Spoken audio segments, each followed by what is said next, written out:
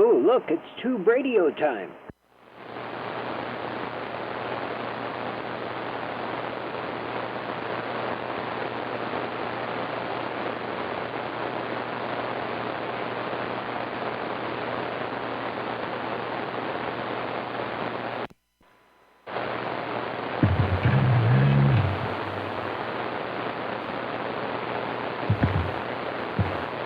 Testing the transmitter, 1, 2, 3, 4, 5. Very good modulation.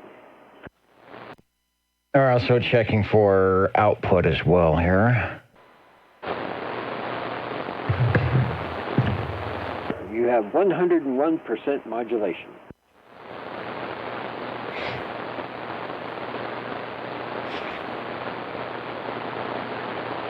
Check out the video. Looks like we're kind of set up here.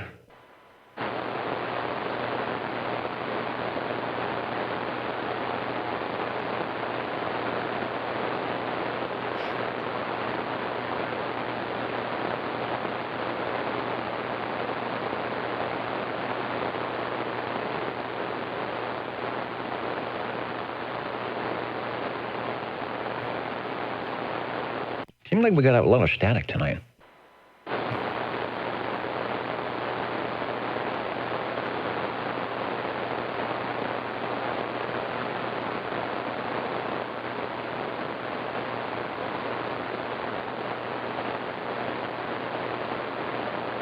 All right, back to the camera. I am in the official OTR jacket and shirt tonight. Yes, we can see that.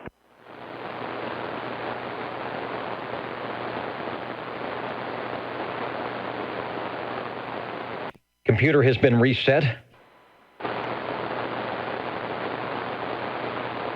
And we'll give it a try here at 8:06 Pacific regular time. When did we do the changeover? Probably not until March or April, where we confuse anybody. The Old Tube Radio Network, oldtuberadio.net, oldtuberadio.com, and Old Tube Radio something. My name is Dennis, your net controller for the evening. 27085 is where we hang out if you are able to pick us up on the ground wave or the skip wave or the e-skip or whatever is going to be happening tonight. Otherwise, you can dial us in on your Universal Media Netweb at oldtuberadio.net and the YouTube video thing, which I think is working. We will see. Reminder, the purpose of OTR is to promote the use and distribute information about Old Tube Radio's on your 11-meter citizen band radio service. We welcome anyone to participate. You don't have to have any prior check-ins or numbers or anything like that. This is not a club. There's no secret handshake. There are no dues. There is just you, me, and the Old Tube Radio and SWLs to make this thing happen. And hopefully you do something similar to this, even if it's a get on the air night like they do in the Wasama Swamps with Old Radio Night. You should be getting on the radio and having a good time, just like we did, just like they did, whoever they is, back in the day when the tube radios were brand new, 1959 through about 1978. But first, let's talk to and greet our shortwave listeners.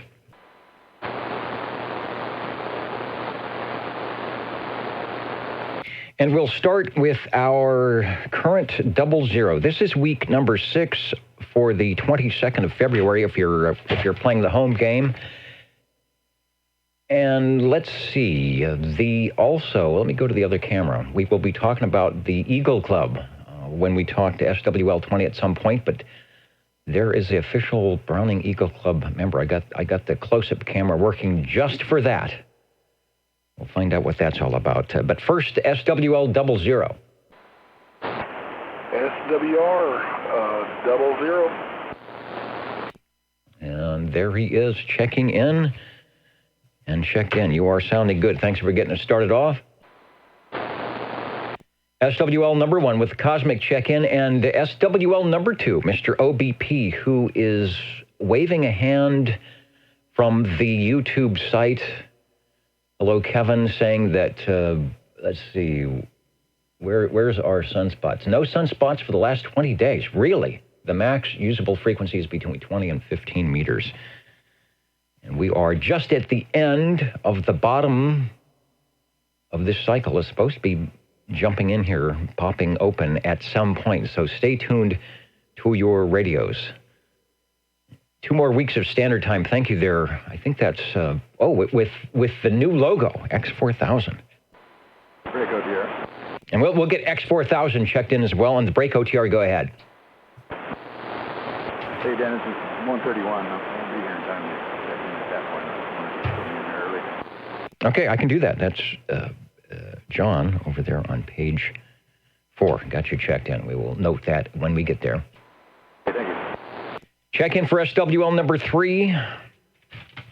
Saying hello from Thursday night at the bowling alley. We've got 2. This pen is literally falling apart in my hands here. SWL number 4. Reminder that the real glow-in-the-dark radios will be happening after the roll call, so stay tuned for that. Or I suppose if you're watching in the future, you can fast forward the video. But you don't want to do that. Hang with us, and we'll be talking to the radios. SWL 5. I will check in Ida. Mama Rose, one of our net controllers. I saw her the other day. She's doing just fine. SWL 6. SWL 7.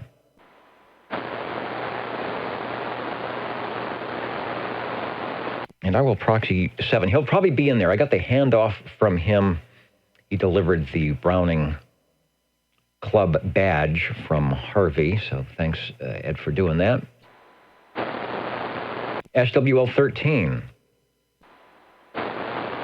Let me check the comment section so that I do not miss any and all SWLs checking in. I thought I saw Mike giving me a 10-8 and giving me a 10-8 and a 10-9 all the same time. Hello, Mr. Cobra. We've got you checked in, and you are 10-2, I must say. SWL 14. SWL 15. SWL 16. Shortwave listener 17. SWL 18. SWL 19. SWL 20. Oh, that's right. He's going to be away from the microphonium tonight. I've got a proxy already checked in for him. So he has a chance to fire up the comments. We will find out what is going on. But Harvey, if you're listening or sometime listening, we've got you checked in. Hopefully we'll chat with you tonight. From South Carolina, the Wasama Swamps, SWL 21. I'm not sure what is going on with the ground rod tonight. He had, what radio was that you had tonight? It was something new with a digital display that when you had the right channel on there was spelling out words and things. World's longest ground rod, 10-8 and waving. Okay, he's watching on the video tonight. Staying up late after a nice session on Old Radio Night. Thank you, JT.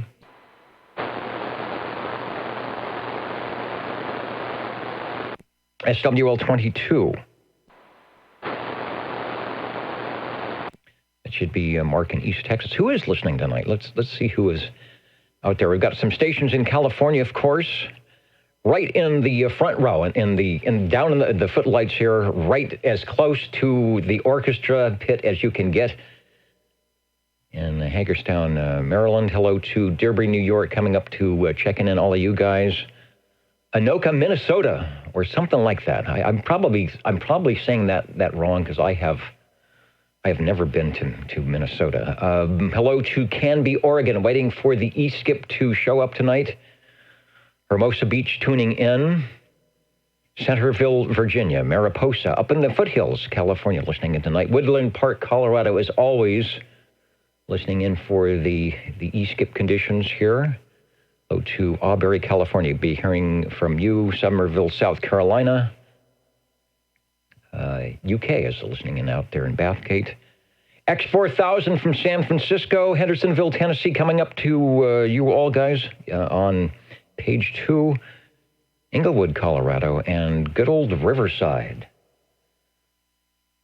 Listening to Riverside out there, Highway 60, Highway 71, Freeway 71. the 10, the 15, Riverside, something that's bigger and more spread out than Fresno. And we will continue on. SWL 23. Let's see if Mitch is around. If we're got the 23 Skidoo on yet. Doesn't look like it. I will hang out and see what happens on that. SWL 24.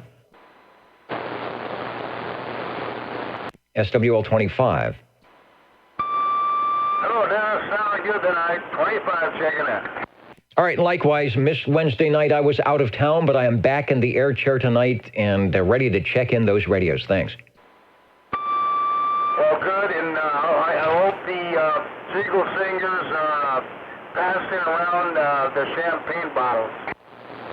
You know, it's funny you should mention that. The Jingle Singers are here. We haven't heard from them yet. Let me try, just because you've mentioned that, and let's see if they are indeed hooked up to the items here. Yes, they are.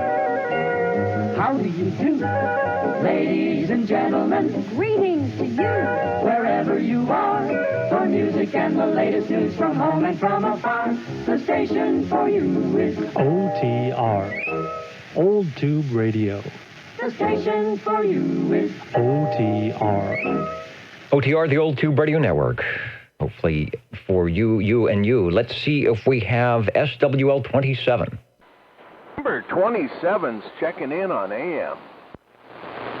An amplitude modulation. This is not FT7 or FT9. This is OTR, I don't know, OTR number 1, I suppose. You are sounding good, Dwayne, and we've got you checked in over. Hear that. Good talking with you on 2 meters the other day. Yeah, I've got the little HT setting up over there's a table in the dining room near a window.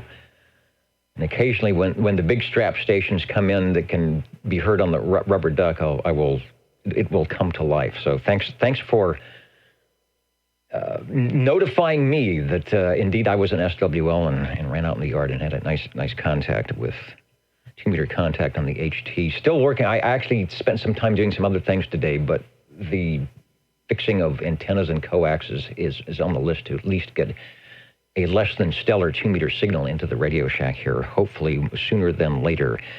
Next, we've got SWL 29. We've got proxy for Mr. Bill. Then the next thing that shows up on my list is SWL 31. The infamous, the ubiquitous from Hendersonville, Tennessee, Robert and Teresa checking in, and they are indeed listening in tonight from the 37075 area code, or somewhere near that. Owned by area codes tonight. Actually, they did that when there were so many licensees. Was it 75, 76? You could get temporarily on the air before you got your license by using your zip code and something else, I think. I never had to do that, but you're still using the zip codes. Thank you, gang. Hope you had a chance to fire up some OTRs this week. Let's try SWL 32. SWL 33, myself, Bozo Control, the Jingle Singers, Mr. Announcer. There's the honking proboscis. We're all checked in tonight. Then we move up to SWL 35, Mr. Bill, who is indeed checking in from Cheyenne, Wyoming. I just saw his check-in there. Soon to be snowy, Cheyenne. We're sending some stuff your way. We had, what is today, Saturday? We had some precipitation early in the evening last night, or late in the evening and early this morning, but not much. But I'm sure whatever was happening in the Bay Area, San Francisco is definitely heading your way, and it will be a bit on the cool side. Thank you, Mr. Bill, for checking in. SWL 36. SWL 37.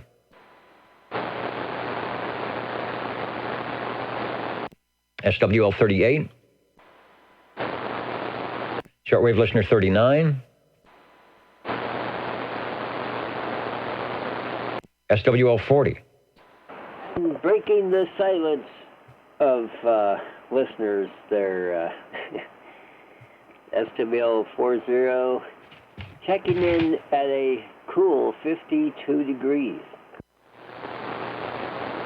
I'm assuming that is the outdoor temperature. You are correct. 71 in fact. I've got 74. It doesn't seem like it's 74 in here at all, but I think my temperature sensor is sitting above something that's generating some heat. I should go online and to the X4000 beacon, the weather beacon, and see what is going on. 40 is checked in, and over to I wrote this in last week, and I can't read my Road Dog 507. New York. I need to go over to the video side and say hello to those who are checking in there. OBP, of course, DD21, Robert,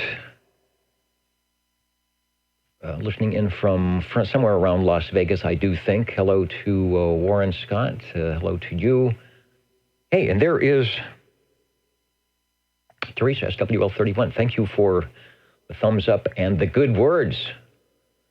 Probably sitting in front of one of the many old tube radios over at that QTH. X4000 is beaconing in Warren Scott. Of course, who else do we have here tonight? The print is kind of small. The Mighty Juliet Whiskey W0JW. Hello, John. Beaconing out from the Corn Patch in Iowa. The videos are synced. Synchronized, there's only slight flanging. I hope there shouldn't be much flanging, but with the weirdness going on here, you never know. TB40 Ford, yes indeed, is also, and there's Road Dog, there it is, 41 checking in from Hidden Valley, or Hudson Valley. Sorry, I need more magnification on these things, so 41 is in there. That was sort of what I was looking for. And Private Thor, of course. Watching the video, waiting for the radios to show up. SWL42. SWL43. SWL44. And Ray is in there just listening if we were going to a live check-in on my kind of bad antenna, but Ray is out there listening, so we'll get him checked in. SWL45. Nice clean air up there, Dennis. 45. Now, it's breezy. We looked at the end of the little storm blowing through earlier. I noticed all the palm trees were swaying and a little breeze going in, so maybe that'll clear out the air a little bit. I don't think we got enough rain down here to do much to clear in the air. It would have been nice to have a little bit more. You're sounding good. Hopefully, we'll catch you in the Radio Shack in a little bit. Talk to you then. SWL46. Shortwave listener 47. Good evening, sir, from the Radio Lounge, SWL47. From the Radio Lounge, where good things are happening, no doubt. You are sounding good. We'll look for you a little later. As always, thank you, sir. Thank you. SWL48.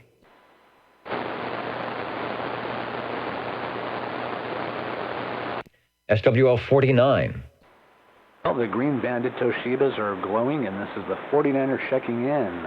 Hello, Dennis. Hello to all the SWLs. And likewise, sounding most excellent in the OTR headphoniums. Thank you, Brian. We've got you and the whole gang over there checked in. Appreciate it. SWL50. The gentleman that got us started off was 00, SWL51. SWL51 checking in. Sounding good tonight. Are you on a different radio, or are you remixing the microphone? Sounds good. I'm on a different radio, but same audio processing.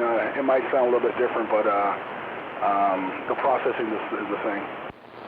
That's amazing. The radios, have different filterings, but that sounds good. I figured you had to, with audio like that, you had to be doing some processing, but it does have just a slight different sound to it, but it sounds good as always. Thanks for checking in. It's a TS450. The 450, all the Kenwoods, the 440, the 450, the 430, the 850, the 930, the 940, the 950. out of the box, if you get the carrier and the drive control and all that set up, they don't have to do too much to make them sound good on AM, on AM anywhere. Whether it's a 75-meter phone or here on the Old Tube Radio Network. Thanks for checking in. SWL 52.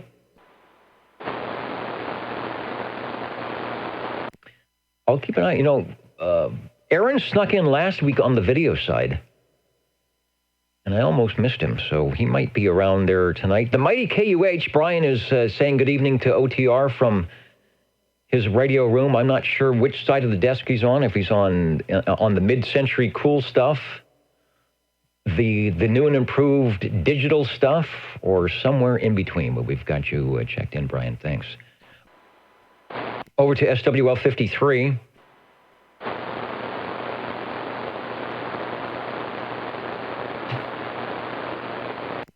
Headphones keep falling off. Hold on, I might have them backwards. Hold on a second.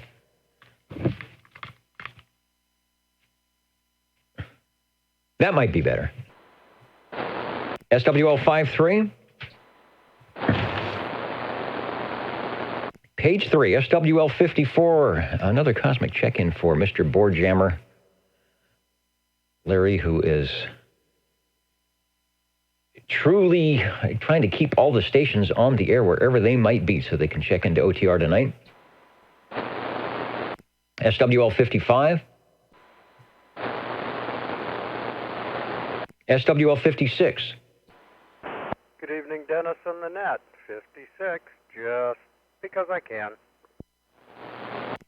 Because you can, and we are glad that you do. Thanks. Phil will get you checked in. Who else is out there? Hello to Eric. Says hello from Angel, or is that Angle? We used to have a church down in Palos Verdes, and they had ANGEL parking. Except it was parking at an angle, but I always thought it was Angel parking. What's happening with the Jingle Singers tonight? Bob and Steve, the Bob and Steve show in Ohio, flying in the private jet in the last weekend, taking the Jingle Singers to the Daytona 500. Where you had to spend an extra night with the Jingle Singers due to the rain. Had fun, yeah, until you got rained out. Back in the green room, ready to sing. Don't forget to feed the fish. That was a secret code for something we did. And so happy that Ryan Newman is okay. 10-4 on that. Thanks, gang, and thanks for keeping the green room stocked. The Jingle Singers happy. And if you happen to jump into the green room tonight before you get into the air chair, tell them that Bob and Steve sent you. Next up, we're looking for SWL 57. Break OTR. And the break OTR, go ahead, please. Check in, please, Dennis. All right, and how about a check-in for SWL 58, right? 55, all right. I got my 50s mixed up here. You are checked in, sir. Thanks. Thank you. OTR. Let me ask for 58, just because we're there. Hello, 58? That's a feedback. That's more eagle than there should be.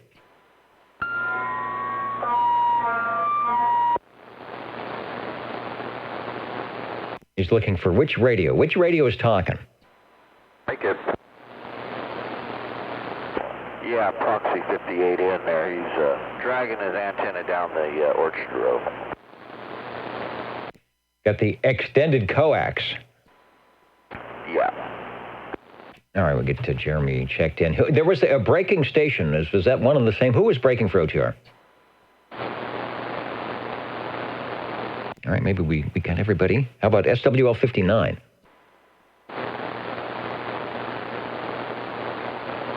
Still have a lot of static tonight.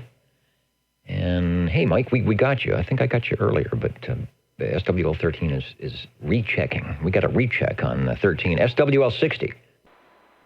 Thanks, Dennis. And evening time to you and all the SWLs and everybody associated here with OTR. Let's get Jerry's bass checked in, the 2527, the DX 2527. Can do. X2527, Mr. 291, and Joe at the microphonium. We've got you all checked in. The Old Tube Radio Network, Real Radio's glowing in the dark. My name is Dennis, Net Controller, and we will be talking about, and hopefully showing you some of those classic tube radios here in less than 10 minutes after the Old Tube Radio Network roll call of the shortwave listeners. We'd like to acknowledge those who may not have tube radios, but do listen in faithfully to this program, I suppose. It has become, that has been beaconing the airwaves thanks to your support on Saturday evenings, jumping into the radio rooms for 35 years. Since the mid-1980s, when the old tube radios were a lot newer than they are now. Let's try SWL 61. 61, checking in, Dennis. Sounding good in the old tube radio neighborhood. Thank you, Dean.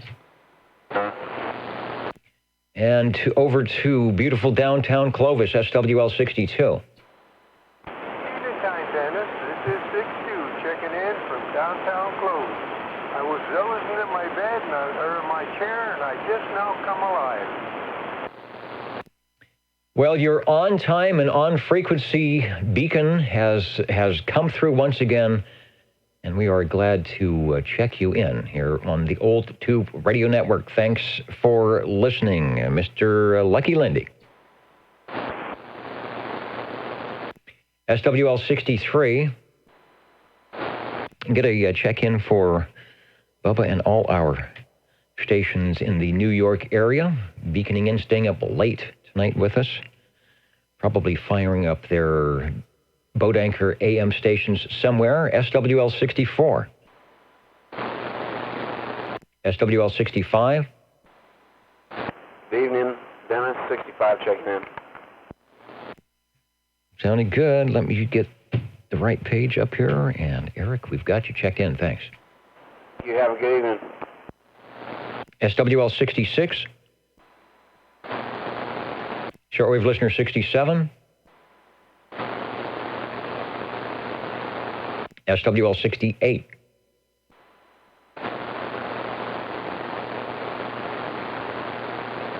SWL 69. Let's get Kenny checked in, Dennis. I will do. Get Kenny checked in, SWL 69. If you're listening or watching in the future, or is it the past? We all say hello here from the Central Valley. Thanks, Ken, for being an old tube radio aficionado. Let's head over to the Morgan Canyon magician, or maybe he's a musician too, SWL 70.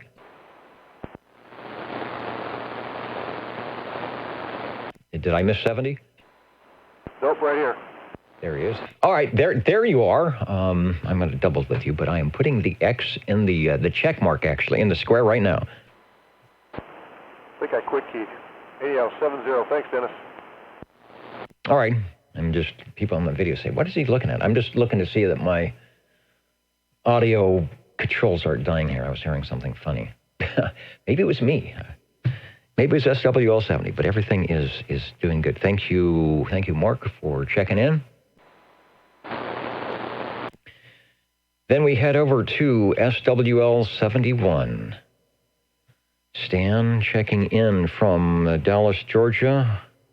I have been super busy all week, so I have no idea what's happening on the ham band, what kind of contest. There's always some contest going on. Always something happening. Wish there was a little bit better conditions. Hello to our new stations from Sacramento, Spokane. Listening to the Old Tube Radio Network, waiting for their favorite tube radios to check in, no doubt. 71 is in. How about SWL 72?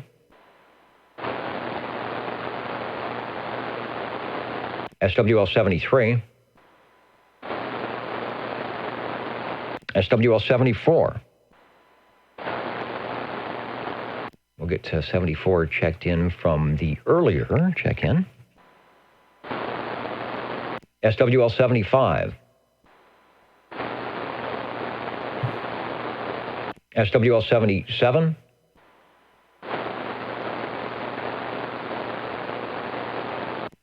And from Everett, Washington, SWL 78. Washington stations, there was a Spokane, but I don't think that is Richard just yet.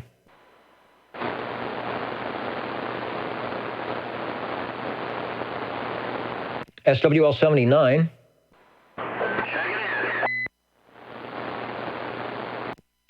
In the radio room tonight, Mr. DC. Thank you, sir.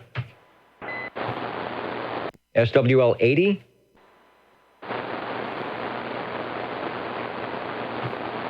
Heading over to page 4. The patient people, SWL 81. SWL 82. Oh, there we go. We got her calmed down. We had to tune her down a little bit. 82 checking in. Ditch Banks of Iowa. You have stirred the concoction perfectly. The recipe is working nicely for the Old Tube Radio Network tonight. We've got you checked in. All right, thanks, Dennis. And yeah, there's a 160-meter contest going on, I believe. Out there in the top band, it's a little challenging to get a decent antenna on that band for transmit. There are various little ways to do it. Assuming you have 560 feet for a loop, and there are other ways to do it as well that don't require as much wire, but they seem to work. So good luck in the contest. Thanks for checking in. Thanks, Dennis. We'll do SWL 84. Could be listening. Still working on the shack over there and busy with the almost spring happenings that take place on the ranch out there. So if you're listening in, Jerry, I hope you are feeling well and not working too hard, but getting things done. SWL 85.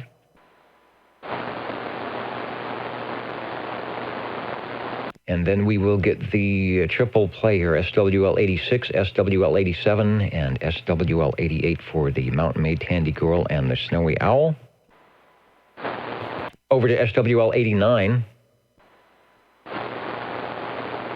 SWL 90, SWL 92,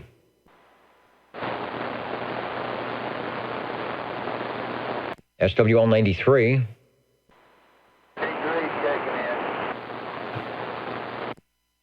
Sandbagger 1, picking up the microphonium here on Channel 11 tonight. Thank you for checking in.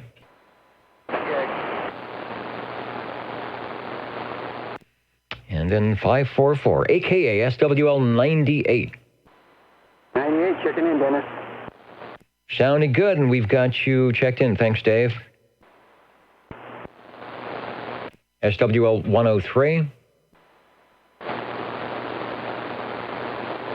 Shortwave listener 109. SWL 110. From Reedleytown, SWL 111. Wanted to check on my list to see if 111 tried to give it a try earlier. Sometimes he tries earlier when we have the net up. And I don't see that he was on frequency just yet, so we'll hang on with that. SWL 113. SWL 114. 114, checking in. SWL 114, sounding good, Wayne. I should have the Orban loudness meter. I think you get a couple of decibels louder each week on that Cobra. Thanks for checking in. Thank you. Then we go to digital listener SWL 128, Janice John Lee. He's checked in. I'm sure he checked in early. Let me scroll up. Not staying in too long, not feeling well, catching the show on the reruns. All right, this is your rerun shout out. Everybody say hello to John Lee, and hopefully when he's watching this, he feels a little bit better. And hopefully it's not a flu type of thing. Maybe it's just a a small bug or one of those springtime, everything is blooming. At least here in the West Coast, everything's starting to bloom. So if you have allergies, they're already starting up. SWL 131, Mr. Rude checked in earlier. Then we go to SWL 133.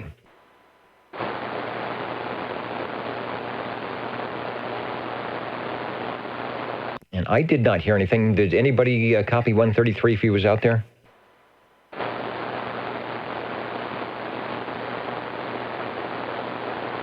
Okay, we'll do a nothing heard on that. SWL 135.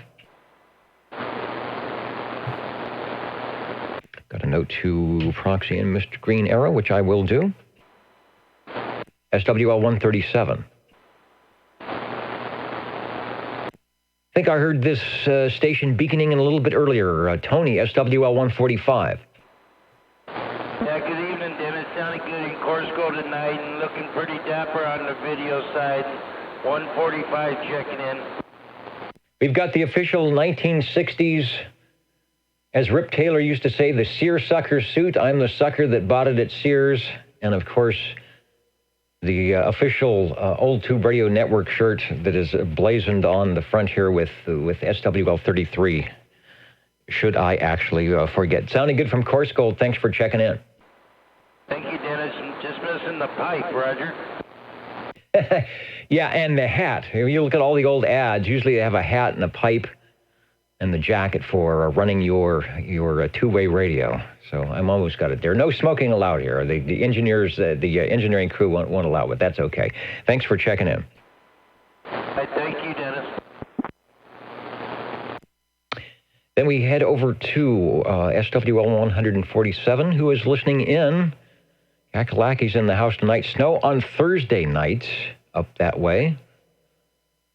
So that should cover them for about the next year or two. I think we need some snow up in the mountains around here to get a snowpack to give us some water when we need it.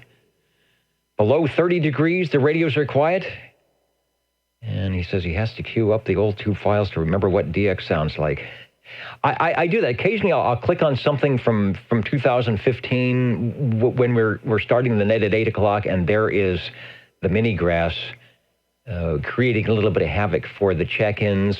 And we have an occasional at the end of the sunspot cycles where we get the E-skip jumping in. Hopefully we can get something like that tonight. Dr. Jazz in the Carolinas, we have you checked in.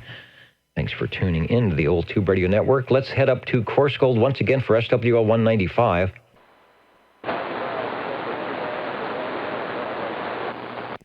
And from Course Gold, got you checked in, Jim. Thanks for listening. I'm going to, not only do I need to work on my 2-meter antenna, I think I need to do some work on the 11-meter antenna. SWL 226. How about anybody I missed or somebody, if you'd like to jump in now, give us a holler and before we jump into the tube radios here, OTR listening.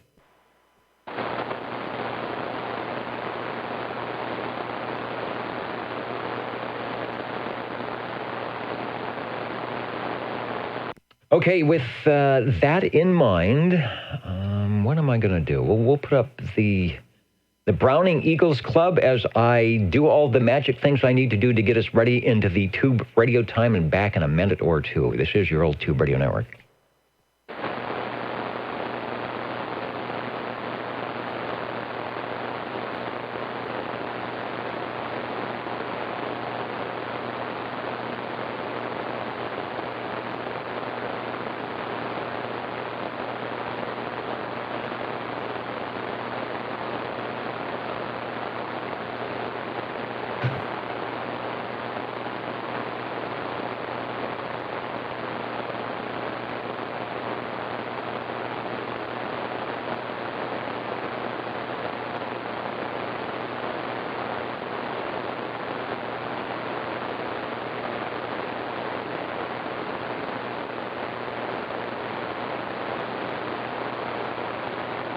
Well, now it's tube radio time.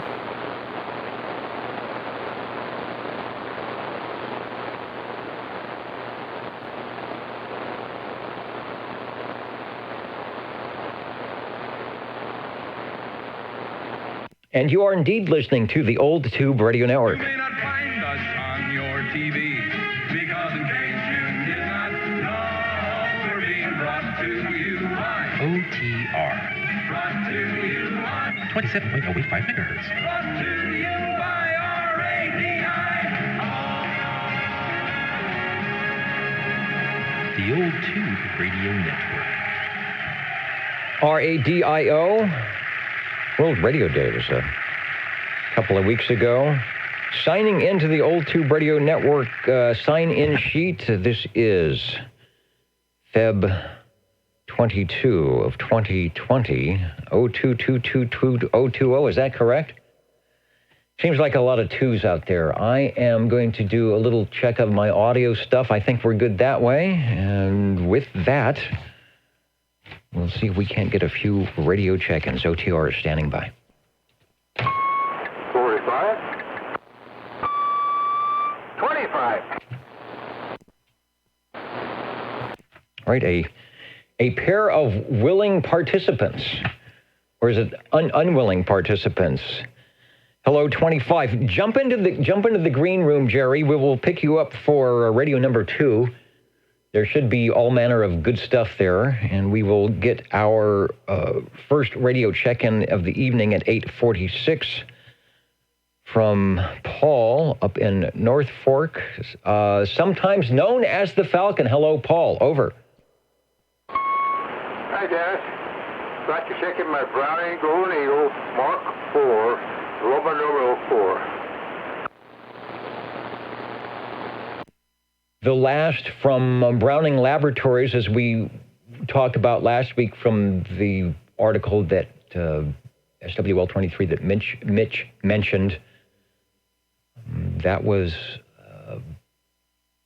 the Mark IVs were the last ones going out the door in Laconium, New Hampshire, and they had to shut the doors. And I think those were some of the ones that were for sale or auctioned off or whatever they were doing at that time. But thanks to Paul, we will talk about and listen to his Browning Golden Eagle Mark IV. I've gotten a note here that they made a 23-channel version and a 40-channel version, and I'm wondering which one you have. Over. Yeah, this is the 40 channel. This is the older one right here. You maybe remember this thing. I don't know how many years ago it was, 20-some, when you wouldn't let me put this on the air. Finally, I talked to you for a while, and you decided to let me do it. You remember that, Dennis? Yeah, you know, when 30 years ago, we were a lot stricter on the old tube radios, that indeed, if you had a hybrid, which that is, even though the transmitter side is tubes, the receiver side wasn't, and it was in one box. So it was sort of like, well, if you have a transmitter that was separate, that was tubes, but your receiver, you were using a solid-state receiver that was a separate box, it was like, well, that would qualify, because we're actually checking in the transmitter. But here, 30 years later, to keep in line with the old tube part of it, and the vintage part of it, and the fact that we want everyone to have a chance to check in a radio and have a good time, the hybrid radios are qualifying to make the list. Now, I'm glad of that. I'm glad of that. We don't want to. We're promoting, not only promoting to have fun on Saturday evenings, but now that we're showing the radios, those who do not know of or may not have heard of the radios, I think it's just a good idea to get as many of them up and running and out and on the air as possible so that people can hear what was going on back in the day. Here is one of those from, when did they start these? 1976, 77, the Golden Eagle Mark IV. We're showing one that says silk screen nameplates. This version was built after Browning closed. Although generally considered collectible, these radios did not come off the Browning assembly line, nor were they sold by Browning. So depending on the type of front part, if it's silk screened, I guess that's the after ex post facto Browning Mark IVs. Yeah, it was 1977. I got it. I don't know what you said earlier than that, but I got 1977 on this thing here. So, this is a big radio, I'll tell you. I did it a little bit. Again, I rented a CS1 custom special amplified mic on the thing, made by Turner. I don't have the original mic for this radio, but it's close as I come. It seems to be doing a pretty decent job on the thing. Anyway, this radio is a hybrid, as you were saying, with 10 tubes in the receiver, 8 tubes in the transmitter. So it had a lot of tubes in it, even being a hybrid. The receiver has a tunable VFO, and yeah, that's it. That's where the hybrid comes in is the transmitter has a phase lock loop circuit and an LED readout for the transmitter. The radio was the last CB radio that Brownie made, as you were saying.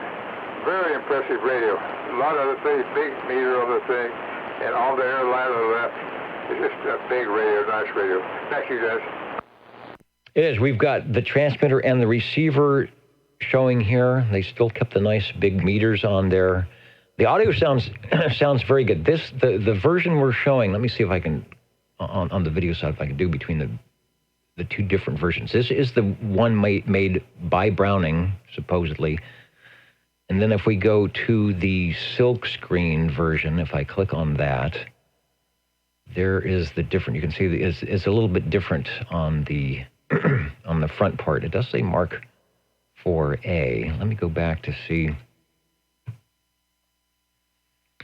what the other one does for the Mark 4. Yeah, it says Mark 4, not the Mark 4A. So that is the one that was produced by Browning Laboratories. Give us another transmission. I like the audio, nice and clear, not overdone. And as you said, one of your favorite for the Brownings, one of your favorite radios. I bet the receive. I bet it even makes me sound good. That's a good radio. Yeah, okay. I hope this radio sounds as good as the one coming up. Guarantee Jerry's got a nice sounding one. It's a little bit older than this one, but he's a full tuber. And last time I heard it sounded good. It'd be interesting to listen to it. That's how it is, Dad. The thing is just a great old radio. Everything is perfect on it. They did a heck of a job on their last radio. It's a shame, but that's the way it is. Back to you.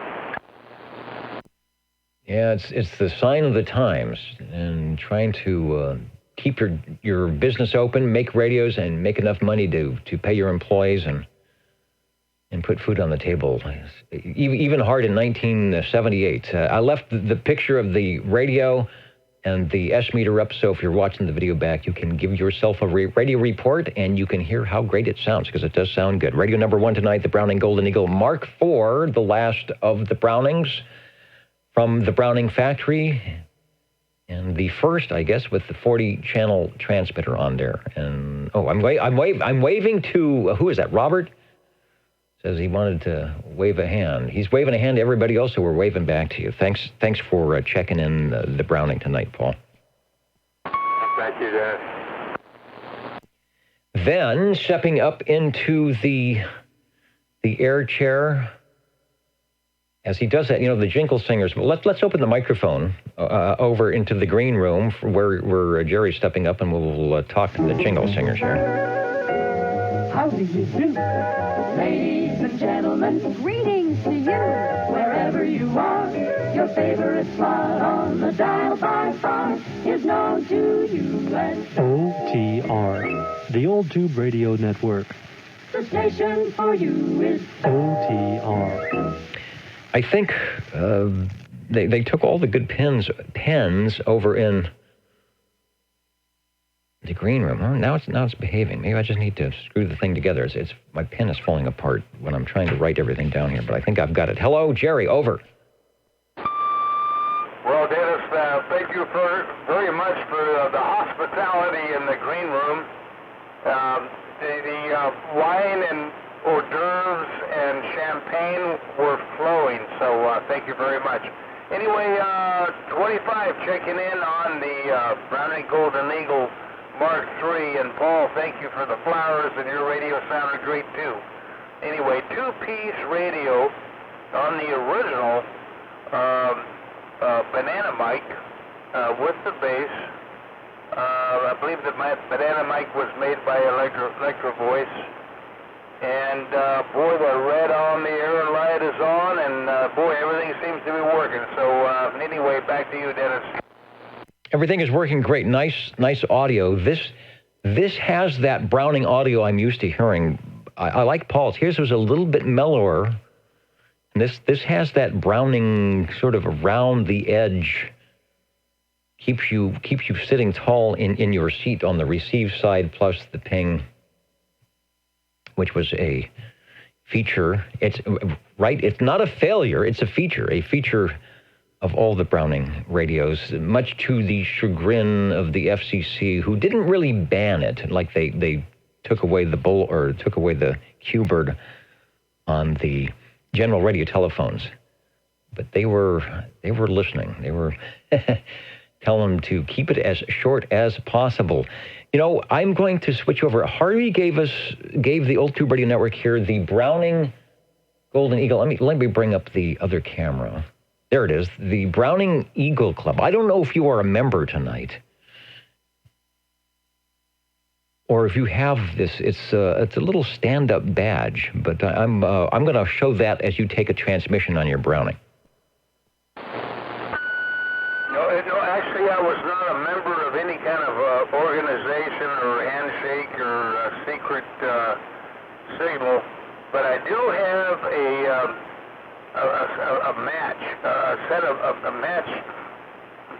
matches from Browning Golden Eagle that a very good friend gave me, and I still have them in my drawer. It's a matchbook that says Browning on it, but other than that, Dennis, I'm not a member of any kind of club or anything, but I do like these Brownings, and boy, this thing's like bulletproof. It keeps on working. Anyway, back to you, Dennis. Break. And yes, it does. Sounding good. Break acknowledged. I too might have, I don't know where it would be, a set of the matchbooks. I know I have a Browning mug. I will have to bring that out. It's probably displayed in a kitchen cabinet somewhere. And I might have even got that. I might have got that from Paul. Might have been a gift from Paul. I should bring that in for now that the close-up camera is kind of working. It's still not where it should be for the OTR show and tell. The Browning Golden Eagle Mark III SSB, making its appearance into the CB scene in 1972, following the Mark II and all the adaptations of that radio sort of mixed into the two pieces. Sold for originally about $650. I think by the end of the run they were close to $800. But you've got yours and it sounds good. Give us another transmission and then we will pick up the breaking station on OTR. All right, Dennis, and I know you know this radio very well. You've conducted the net at a particular event at my location, and I know you know this radio. So anyway. Thanks for checking it in, and Paul, your Mark IV sounded wonderful, and Dennis, heartfelt thanks for what you do, and continuing the OTR. Without you, man, we wouldn't have a chance to even do anything with these old tube radios. So thank you. Anyway, back to you, Dennis. All right. Well, I think we could put the cardboard cutout of myself up on the screen, and we would still do quite well if I wasn't in the radio room. The radio number 2 Browning Golden Eagle Mark III, the radio that came before the Mark IV, and they built a lot of these. I just hope that we had the information last week about Browning Laboratories and their sort of end of an era. When they closed down the shop. I just hope that at some point, somebody who worked in Browning Laboratories back in the day, assembling these radios and, inspecting each one personally gets a chance to listen to the Old Tube Radio Network and see that, of course, they know that the radios are on the air, but we still have a great time talking about them and putting them on the air. And we appreciate all the work that they did back in the 1970s and the 1960s, putting together this iconic item of interest. Let's see, I've got a breaking station. Oh, also, I want to say hello to and check in. Let me go to the SWL list here. The 23 Skidoo is in, Mitch, from the RF zones of the Santa Clara Valley. Hello, Mitch. I got you checked in. Also, Chicago, Illinois, waving in a hand. I've spent some time with my uncle, who is just outside of Chicago, Carroll Stream, this weekend.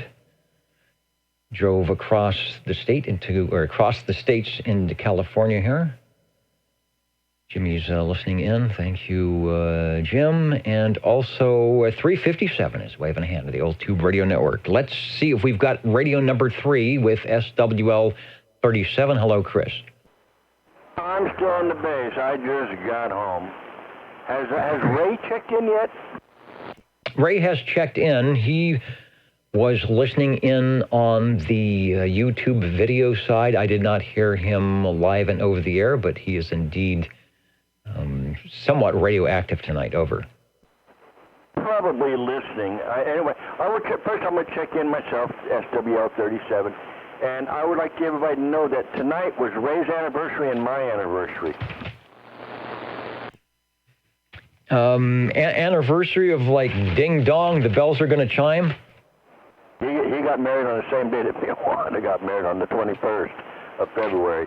So today was our anniversary, and we got married on a Saturday, as of today, and everything. So yeah, but no, we both have the same anniversary date.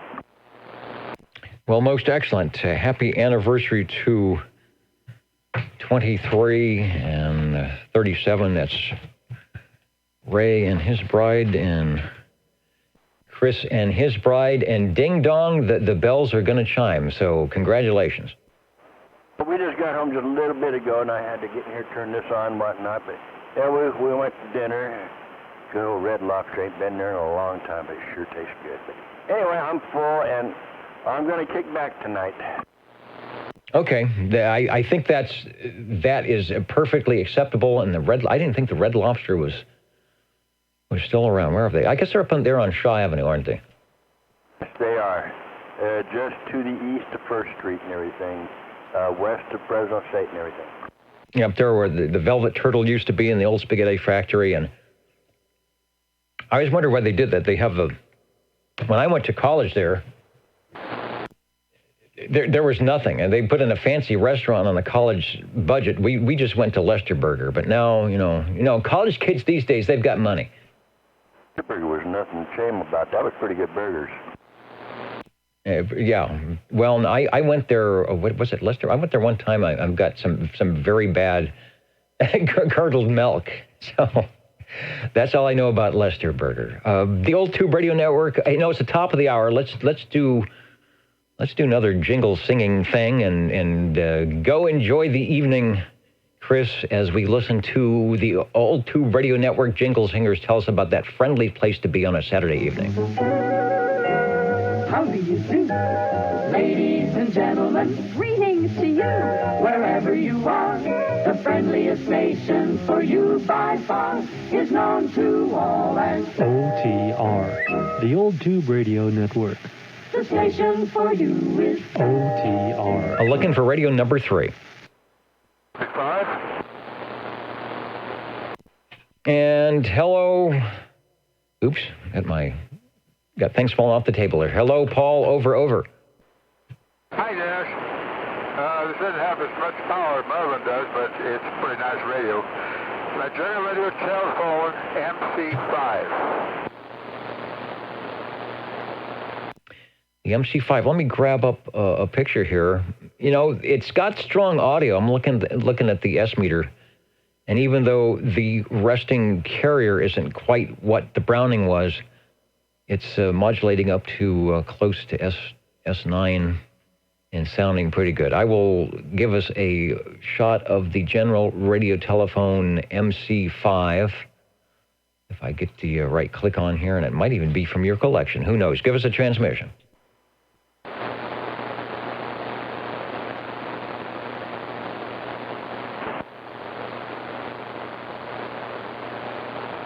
All right, I've got the picture of the MC5. Give us a transmission. Over. If you hear me, I'm drifting real bad, so bear with me. Okay, I'm going to give you some chatter and see if you can get me tuned in on the dial.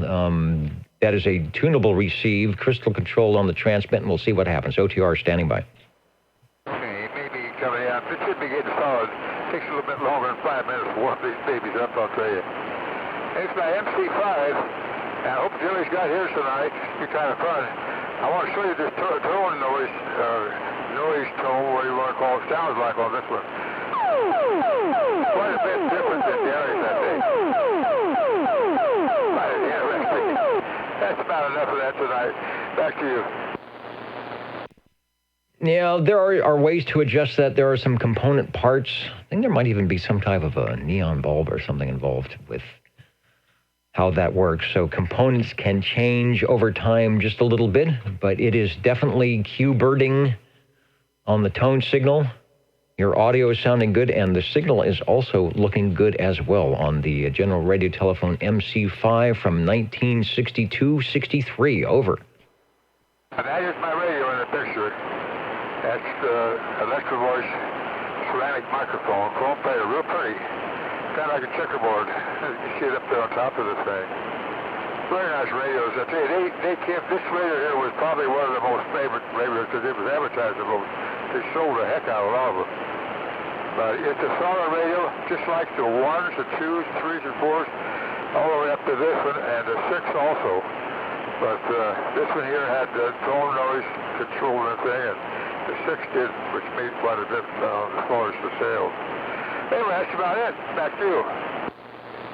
Okay, we just switched over to one of the advertisements. And these were typically full half-page advertisements that General Radio Telephone ran. I don't know what they cost, but obviously, as you said, the most advertised. You could write for a schematic and complete technical manual, the world's most advanced 11-meter two-way radio, 3.25 watts minimum output, high-level modulation transformer for unparalleled talk power, new Zener diode shunt noise clamp and series gate limiter circuit for highest noise limiting ever achieved, and the new ultra-low drift oscillators that are still maybe drifting after 50 years, but not bad in 1962.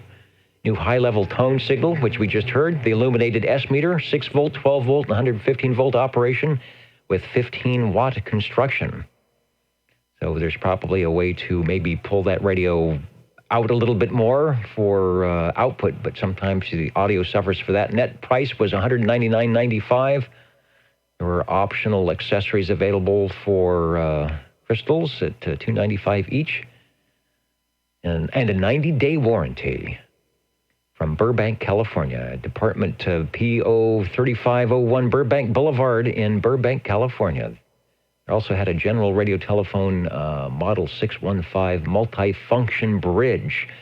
Do you have, there's the multifunction bridge. Do you have the accessory like that, Paul? Over. Accessories for this particular radio, I hope I was talking about the same thing. I'm still drifting a little bit. You know, General, you know how they operate. One radio will have accessories on it, one won't have accessories on it. This right here, I think, has the works. Try to face the body, plug another crystal in, and it's got the tone signal, of course. That's the local distance. Well, the big deal on the situation is that plug-in crystal and tone signal. They're all basically the same. Whatever General wanted to put into them for that day, I think that's what come out. Back to you. Indeed. Yeah, there was a separate box, like it looks like an SWR meter, but they called it a multifunction bridge. It might have checked SWRs. It had the big meter on it and the selectable switch. They called it, it was about $40 at the time. I'm thinking with all the General Radio Telephone stuff you have, you might have that extra separate 615 multifunction bridge in the collection there somewhere. Not lucky enough to have that one, Dad. Okay, but you're lucky enough to have just about every General Radio Telephone that was ever produced, and you are always sharing them with us here at the Gold Tube Radio Network, and we appreciate that. Radio number 3, the General Radio Telephone MC5. It's sounding good. Thanks, Paul. Thank you. And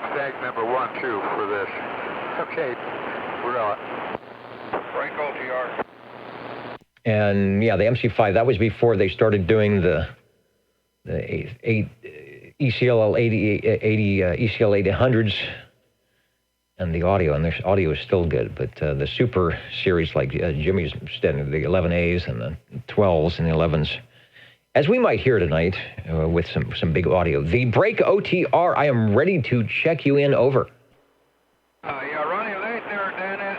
V53 checking in. Hey, not a problem. I figured you might have been out doing something somewhere, but we've got you checked in now. It wouldn't be OTR if I couldn't get that check-in there at the bottom of page 2. Thanks for listening in tonight. Dennis, you have a good weekend. Bye-bye. And the Old Tube Radio Network, we are listening for Radio 4.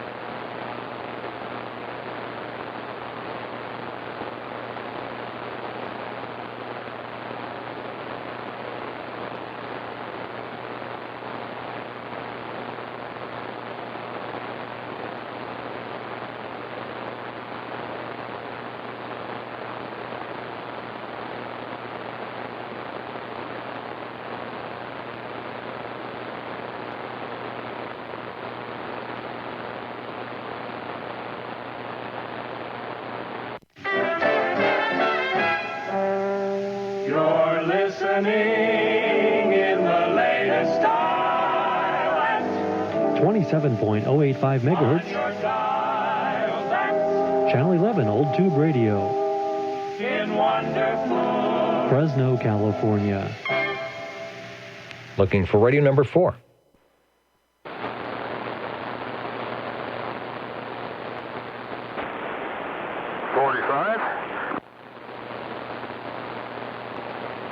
And maybe we have it. Hello, Paul. Yeah, it's kind of slow tonight. Maybe I'll take a little space here. Let me warm them up. I want to check in my Sonar Model E. Sonar Model E. Well, our station's tuning in from the, there was a Sonar, fans of Sonar Facebook page are probably going to appreciate that. Now whether that Sonar has the Zener diode shunt noise clamp resisting device that the general radio telephone does or not, it's hard to say, but it definitely has some loud audio. And Sonars were pretty good about doing the push-pull on the modulation. So let me see if I can bring up a picture. And that is the Model E as in Echo, over. Echo, that's correct. Nice radio. So it's got that gigantic mic, hand mic on thing. That's the radio right there. Well, Cliff's got that meter, which is I'd love to have, which this one doesn't have, but we doesn't have a meter at all on the thing. It's got some lights on the thing, red and green light on it, it lights up. It's got everything else on it. It's interesting radio. Back to you. Yes, it does. If we get the picture in the right thing, here we go. That would look pretty cool sitting in the car. And Cliff actually has the sonar signal strength meter, which was an addition. The Model E itself, as we scroll back up to the radio, did not have an S meter. It didn't even have all 23 channels, but a good talker. It has the variable tuning on the receive, so I'm sure I'm somewhere between.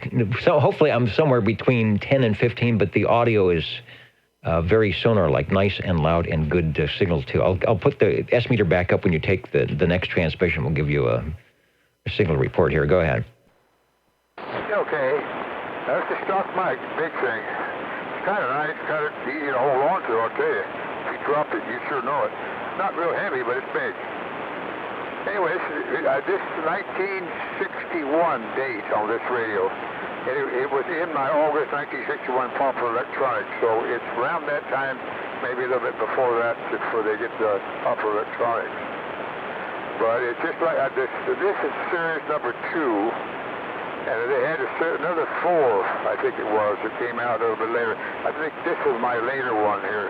It changed some tubes and things like that as they went into it. Tell you what, I like it. The meter's swinging good. The receive is great on the thing. I get back to, I was hearing what you got to say about it. Back to you, Dennis. I'm just looking to see if I have any more information. Do you have, I guess my question would be, let me scroll up. Do you have the separate sonar signal strength meter that goes with that? No, I sure don't. I wish I did. Okay, so you've got the basic radio. Looks like it can go crystal controlled both on the transmit and the receive, or if you go into the tune position, then it switches over to the tunable receiver. So it was a way to save you $3 or so on the crystals. So you could only needed to buy 8 transmit, but or you could tune around. I think the main thing was that in the day you could tune around and find out that you liked the group that was on channel 7 and the group that was on channel 22, and then you would go out and buy that transmit crystal, and you would be ready to go. The Model E from the early 1960s, and I was checking to see. Sometimes we have schematics and information at oldtuberadio.com, but for some reason we don't have it on that radio. But it's sounding good for radio number 4. Give us another transmission. Thanks for putting the sonars on the radio map tonight. My pleasure. I got another one I'm working on. Hope I get it on the air too. But it's got a meter on it. A little bit later model on the thing. No, I'm not running a VFO on this thing. Thank goodness I'm on crystal, so it's pretty sturdy, steady. You can't warm it up a little bit less. I think about 2 minutes gets up and it's running 2 minutes. So anyway, see, really a neat thing. As you can see the picture of the thing, it's got just a lot of meters and lines pointing to what things go to. It makes it really easy to operate. For a 1961 battery, they need to be fairly easy. Thanks for checking it in, Dennis.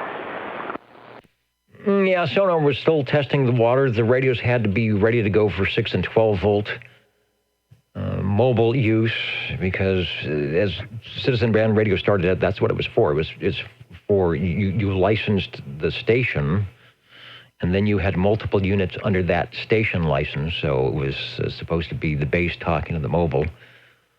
Of course, it was a lot of bases talking to bases that weren't the same license class. As Jimmy mentioned, you could put a Demko modulator into that radio. You've got stock audio that sounds great. Add a little bit of amplification, you're doing good. And then the later models, of course, the FS series, the frequency synthesized Frank Sinatra Fun Service FS series, started doing the push-pull audio, and things got even louder and greater. Radio number 4, the Sonar Model E. If it's still hooked up, give us another transmission before you go to Paul, and we appreciate that one. Yeah, no, it's still hooked up. It's got that, I don't think you see the top of the thing, but it's got a carry handle that goes on right about, 2 inches back from the front, and it's tied onto the side with real sturdy screws, not screws, but nuts type thing. And it flows back and forth, and you can actually get your hand underneath the thing. On the journals, those are a little bit small. Sometimes you get your finger caught in there. But this guy he set it pretty good. Not real pretty when it's setting up, but I tell you, it does the job. Thanks, Dennis, for checking it in. Thanks for bringing it by. I did the extreme close-up on the shot that we have, and it's hard to tell if that's part of the handle on the top or if this one doesn't have it. I see a hole on the side where it might go into. But it sounds good sitting on the radio bench for radio number 4 on the Old Tube Radio Network, and we'll be standing by.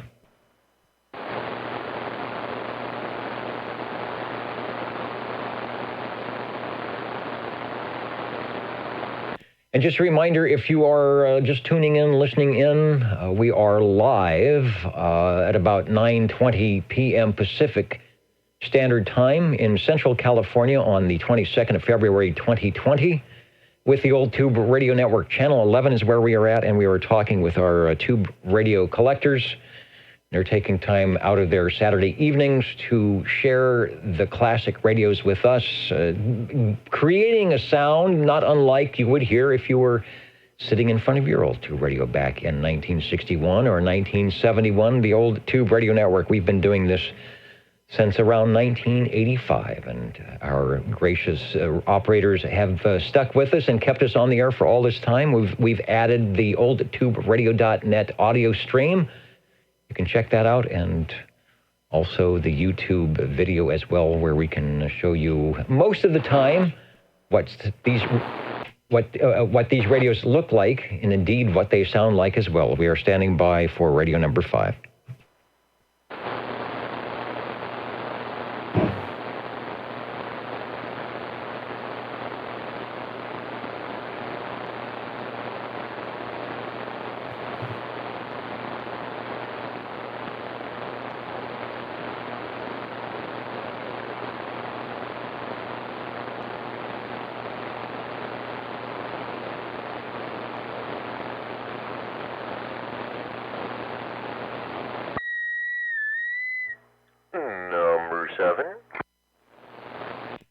Hello, number 7. As the ping was going from the left side to the right side of the headphoniums, and I noticed it was the 20-plus over signal, so I'm thinking that has to be you-know-who.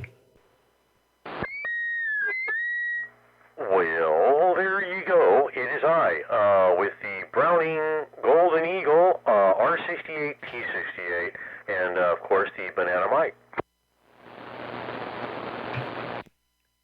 Sounding good. Let me, while I look for the R68 T68, we will switch the camera over to the Browning Eagle Club membership badge, banner, applique, whatever it is that from SWL20 that you handed off today. Looks pretty good. I got the close-up camera that was not working well enough to give us a great shot here. And then, hopefully what I will do is swap that over to the R68 T68. I think I have a picture of the advertisement that goes with that, so we'll pop that in here as well. And we will go back to you for transmission. Well, there you go. You know, it actually looks better out of the plastic. That looks kind of nice. Yeah.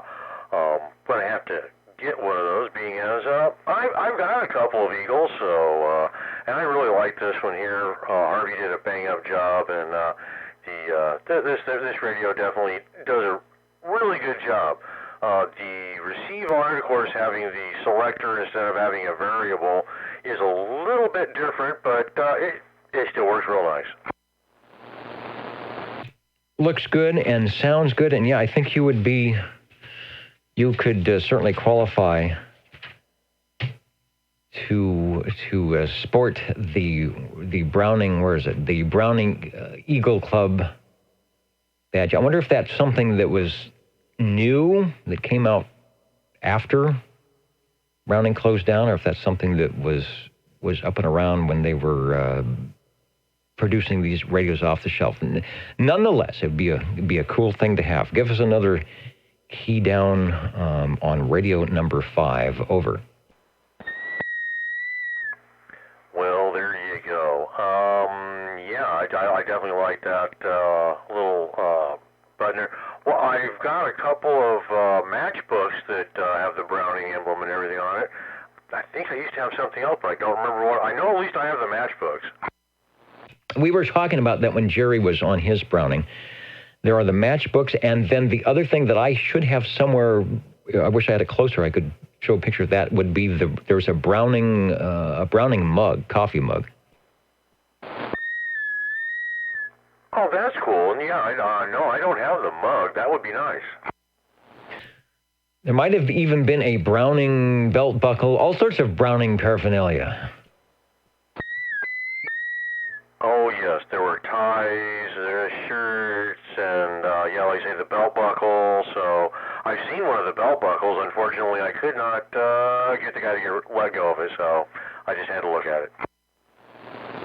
Well, there you go. The R68, T68, this was the Browning Mark None, right? Before the Mark II, but the first to sport the Golden Eagle logo, 1967 to 1968. So this had about a year and a half run after the R27 S23. Series 1, Series 2. The Series 2 had the lighted on the air rather than the spotlight that the Series 1 had, and some receivers had the variable RF gain, others had the 3-position switch. Optional wood cabinet, optional bass speaker. The out-the-door price on these was just around $400. So at that time, who were the big gun radios? Probably about the same price as the Tram, the Tram Titan or the Titan II. And I don't know what the most expensive Sonar radios were. Probably some Demco radios up around that price. Double sideband, single sideband radios, double sideband radios were starting to come out. The Regency Imperial was up there in the $300 range. So this was not a bad deal, and it sounds good in 2020. Wow. Oh, there we go. Radio from the past, resurrected and still working in 2020. I'm surprised I'm still working. Anyway, with that, back to you. Yeah, surprising that we are all working here. The old tube radio network, real radios glowing in the dark. I am seeing if the jingle singer, they're having too much fun over there. Are they ready to tell us? Yes, about the magic of the old tube radio network. Here we go.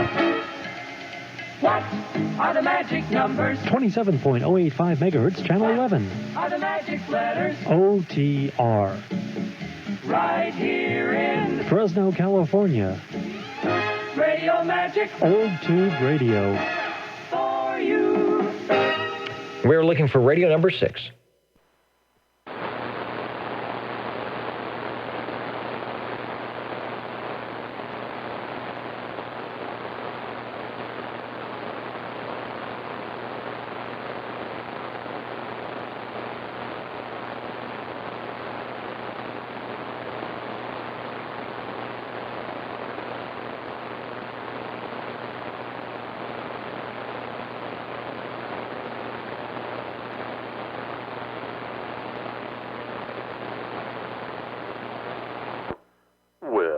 See if this one's working. SWL number 7, checking in. It appears to be working quite nicely. I wanted to add, there it is, a radio right there. Let me go to the OTR live phrase. And that is the, who's that from? Pete Taylor. That is his Metrotech Pacer. We were talking about radios and prices and things like that. So if you didn't have the $300 or $400 back in, I don't know, 1965 or 66 for the top-of-the-line radio, you could do the Mustang or the Pacer from Metrotech, and both of these radios were under $100 with crystal control transmit, the variable receivers. That one's got the crystal sticking right out the front. So, and that's the way I think a lot of us got into CB radio, whether it was on a walkie-talkie or we had enough money to jump into the 5-watt DC input. And then a lot of us hoped that we could afford those Trams and Brownings. And even if we couldn't, it seems like today, I know myself included, that the radios that we couldn't have 40 or 50 years ago, we have today. And enjoy firing them up on Saturday evenings, at least, and checking them in as well. All right, and we do have Radio 6 waiting for us. Go ahead, Ed, over. Okay, well, since you mentioned it, Tram, TR27 Echo, 23-channel transmit and receive with the big ol' estimeter on there that's, I don't have to have my glasses on to see it. Even in my little tiny picture, you can tell that besides the speaker, which looks quite large, like a 6x9 or something on that, the S-meter as well. 1963, I think, when these came out, and this was definitely not a $74 radio. This is top of the line with all 23 channels and 23 tunable channels, the S-meter, everything you want, and no waiting. We'll get a closer shot, and I think this actually is from your collection. So for those watching the video or over at old2radio.net, the radio that you see is going to be the radio that you hear. Go ahead. Yes, that is the big green machine. Well, actually teal, but close enough to being green. Yeah, that's a 5x7 speaker there, and gives you kind of an idea that it's not a small radio. It is not. I would imagine that it is not crammed, packed like radios of today. So if you did have the cover off, you'd be able to probably get in and change the capacitors or fiddle with the tubes with not too much problem. And these radios, I don't think any of them had fans. I know like an FT101 had an area for a fan, and my Johnson Viking looks like it had a fan in the back, but that may have been added ex post facto. So you needed what they called convection cooling. So you needed room for the air to flow through the tubes, and this radio would do just that. I know we've talked about it before. We're seeing, for anybody that might be new, there's a switch, a little red switch between the speaker and the receive VFO, which I believe you said is not a standard thing, but I'm not sure what it does. But typically it wouldn't be there if you had the stock Tram TR27E. No, that is the one item on the radio that is not stock. If you went down to channel 1 and flip that little switch, you could end up way down below 1. Someone was using it for that area down there. I'm not sure why. But yeah, that's the reason why that's there. Oh, and I have the Electro Voice 638 microphone attached. Oh, and on the upper right-hand side on the top of the radio there, you might be able to see a little screw up there. That is a little panel right there, and you can take that off, and you can reach right into the crystal section of the radio. So for the other radios that did not have the full complement, you could easily just take 2 screws off, take the panel off, and get to your crystals and rearrange and put whatever you need in there. Hey, pretty cool. They were doing a lot of things with that type of, can you change the crystals? I know the Hammerland had a box, an external box where you plug it into the crystal socket, and then like an old car radio with the push buttons, you could change your channels that way. Some of them were using the turret tuners, which probably would have been a little bit harder to get in there and plug and unplug crystals. So they were thinking about ways to make things easy. From 1963, the TR27E. I was going to see if I had the full page ad for that, which I do. So let me go to the other shot here, and I will pop that up. But Tram even had service tips. They were not afraid in 1963 to give you a service tip on how to do some adjustments. So I think they were a little bit aware that your standard 11-meter Class D operator could get in and do some peaking and tweaking if they wanted to. There you go. In fact, I had to do a little tweaking myself. So when they put that switch in there, they kind of retuned it to get down to that lower area on the receive. So I had to readjust the cans on the little receive in there, both sides of it, to finally get the receive to come in like it should. So now the receive's right like it should be. Although I haven't messed with anything else, everything else seemed to be working just fine. And if it ain't broke, don't fix it.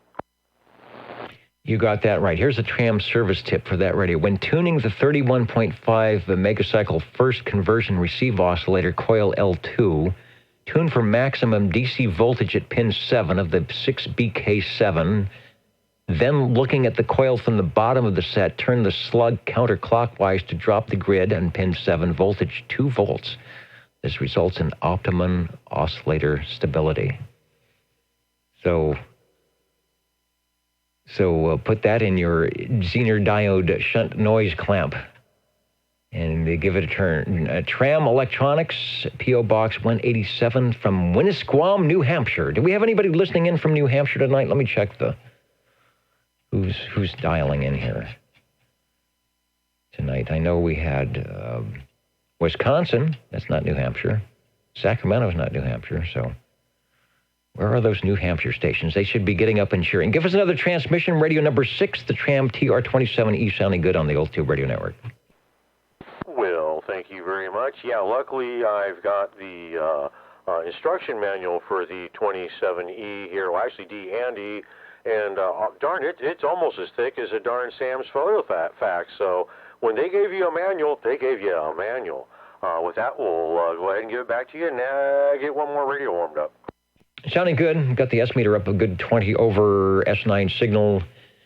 And Ed is probably a mile or a mile and a half away from me, so he's fairly close. Get some good full quieting and a great radio. I'm sure he could be 40 miles away and I would still hear him. The Old Tube Radio Network, real radios glowing in the dark. Looking for Radio 7.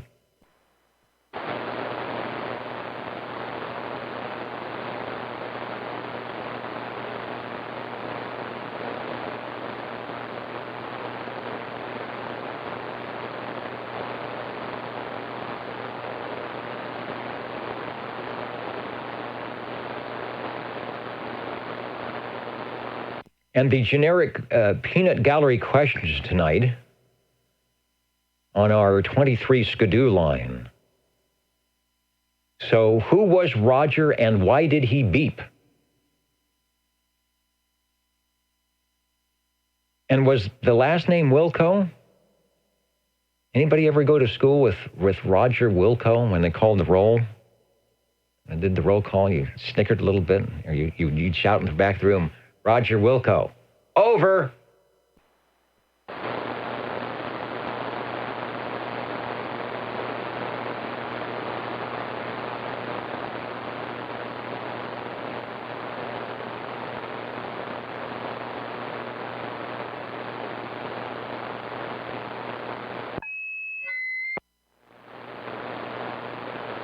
That was a Roger and a Wilco.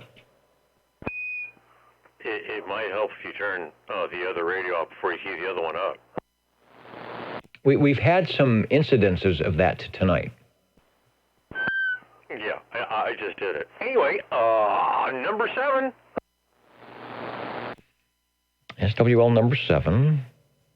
We'll make that, we can make that Radio 7 at 9:37.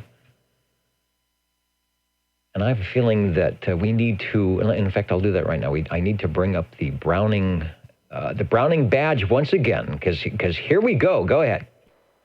There we go. Wow, that was a weird ping. Yes, this is the Browning Golden Eagle Mark III SSB with the Golden Eagle D104 limited edition gold-plated microphone.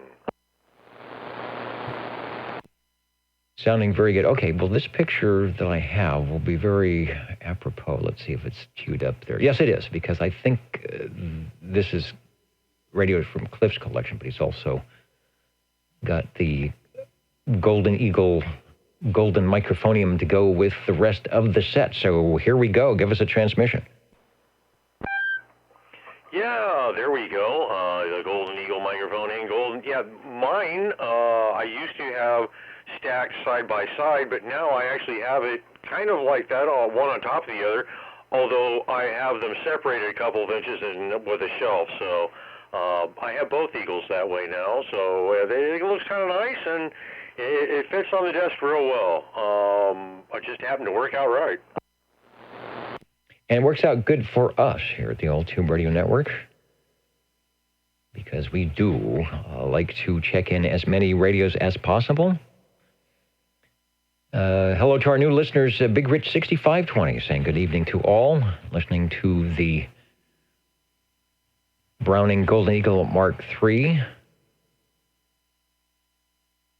And Rob is listening in from snowy Colorado, where they've received 3 feet alone this month. I don't know what the snow is happening here in the Central Valley. Probably, certainly not like Colorado. And Rob says it's always fun to hear the Old Tube radios. I agree, Rob, especially like this one that we're going to hear now. Give us another transmission. I definitely like this Eagle. Well, I got it from another Old Tube radio member before he left town. He was moving back away, and so I grabbed onto this one. Circle track, a dirt track racer is what he was doing. And yeah, I got this one for a pretty good deal. And then, of course, Harvey also did some work to it. And, man, it is doing better than it ever did before. And we have the video and audio to prove it here at the Old Tube Radio Network. Definitely seems like a Browning evening. Maybe having the Eagle Club membership tonight has brought the Brownings up to the fore in the microphonium. But we take any and all tube radio check-ins, so do not be afraid. If your radio does not have the Flying Eagle badge in the front, we will like to hear from it. But we do love the Brownings. The Golden Eagle Mark III SSB from 1972 to 1976, when they went to the Mark IV and the 40 channels.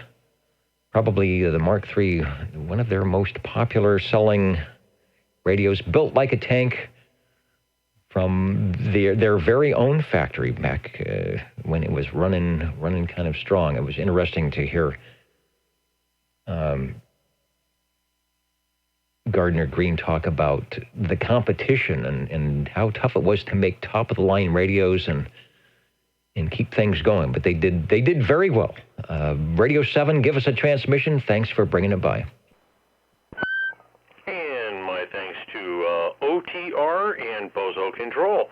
With that, we'll take a little listen for a little while and see what else comes along.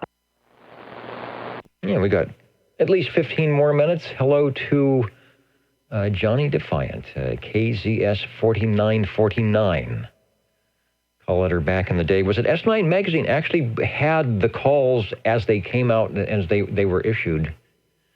And I was looking at them. They seem to be a little bit regional. The first 3-letter calls, there'd be a lot of the same calls on the West Coast or on the East Coast. They might have been somewhat regional, certainly not as strict as the amateur radio call number districts. Johnny Defiant from New Jersey, listening in. Wait a minute, I did this wrong. Where's the special effects?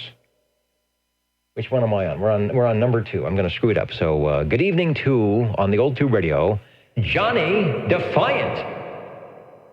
And we are listening for radio number 8.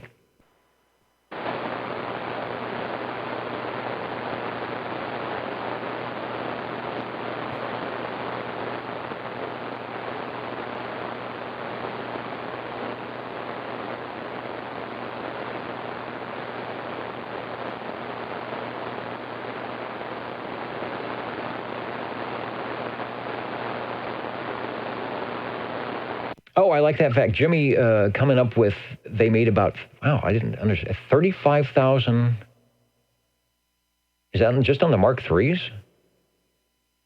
And they manufactured 20,000 more receivers than the transmitters, if I'm reading that correctly. And you know what? You could buy them separately, and I used to talk to a guy when I was down in my younger days, way back when, in the early 1970s, in Southern California, and he ran an E.F. Johnson blackface, the Viking 2, the Messenger 2 blackface that he had set up on a controlled carrier that sounded really awesome.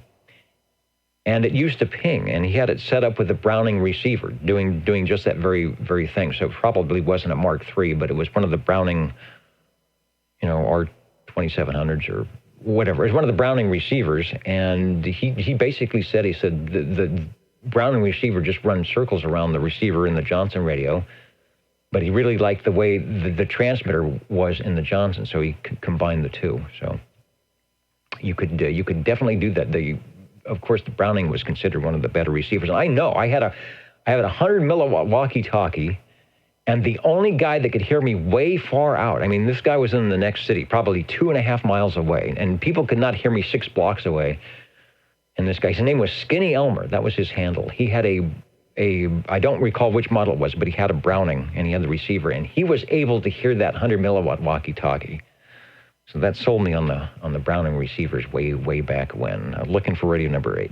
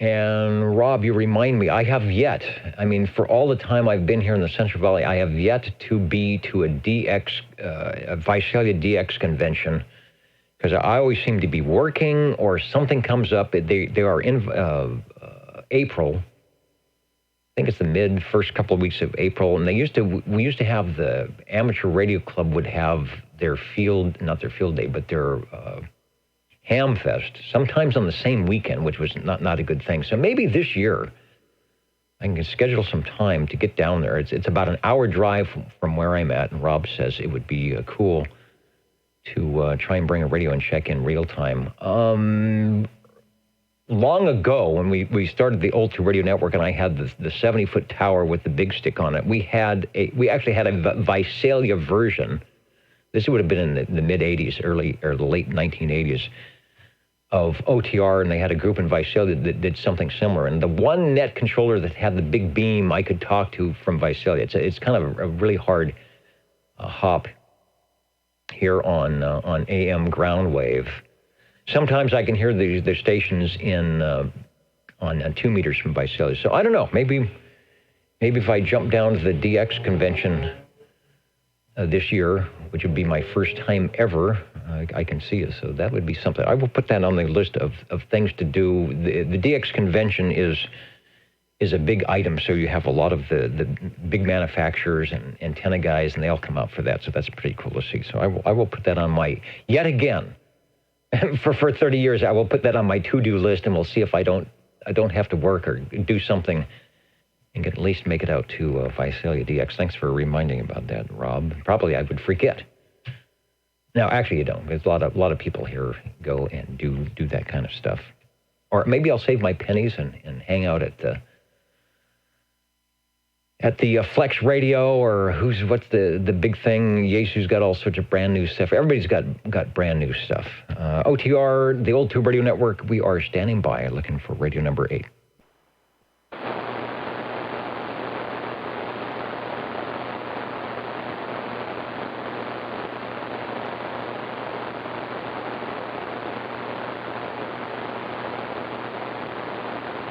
Also checking in, Squamish, BC. The trio from Squamish might be listening in. Hello, all. The Old 2 Radio Network here, looking for some check-ins. Let's. And my audio just changed. I hope nothing's breaking. Let's see if we can't figure out what just broke, and we'll have the jingle singers do something here. Let's do some spelling. OTR. 27.085 megahertz. Channel 11, Old Tube Radio. Old Tube Radio.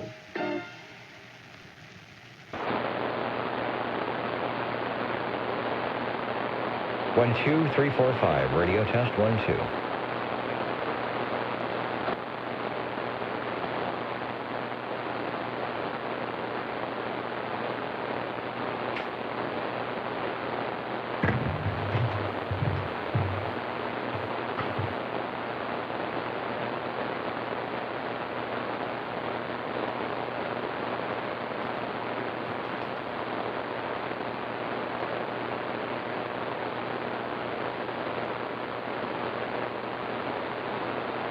One, 2.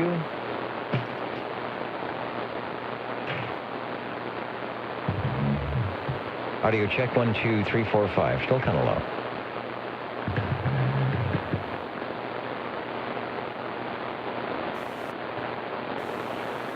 One, 2, 1, 2, 3, 4, 5.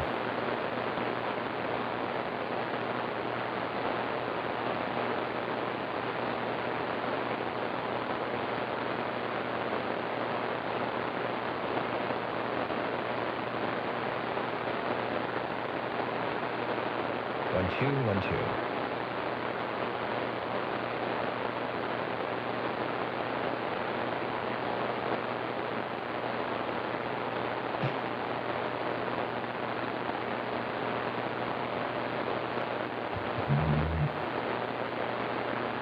Hello, radio test, 1, 2, 3, 4, 5, radio.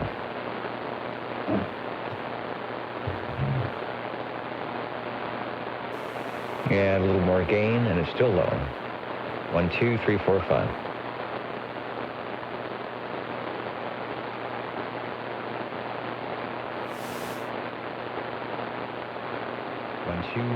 One, 2, 3, 4, 5. Radio testing, 1, 2.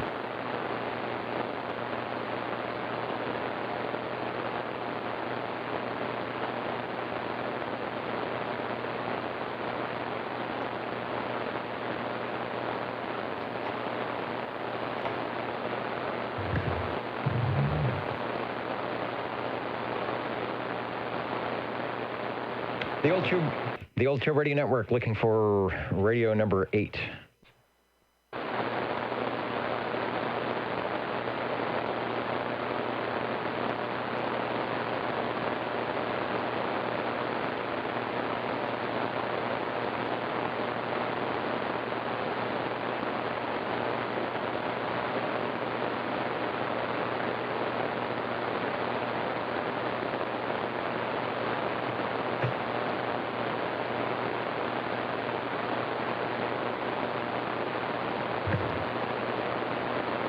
Yeah, something just dumped in the audio circuit here for some reason. I'm not sure exactly what it was or why.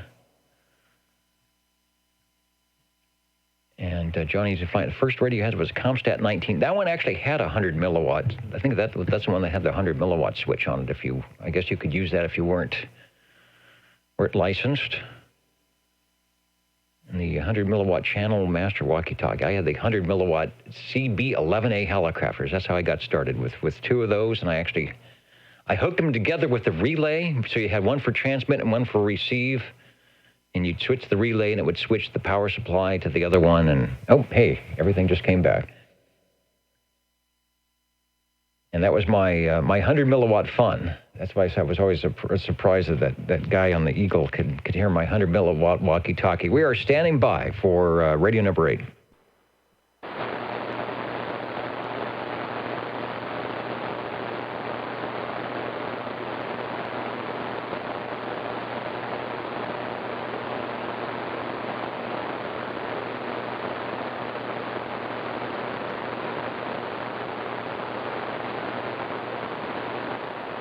Yeah, I don't know. I don't think there's anything fancy going on around town. Sometimes when we have really good stuff on television, we get a little competition on the Old Tube Radio Network as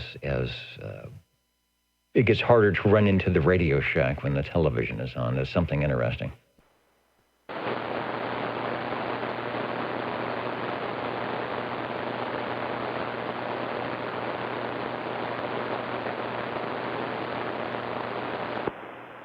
Well, I beg to differ. I don't think there is anything more interesting than the radios that glow in the dark. I would have to agree with you there.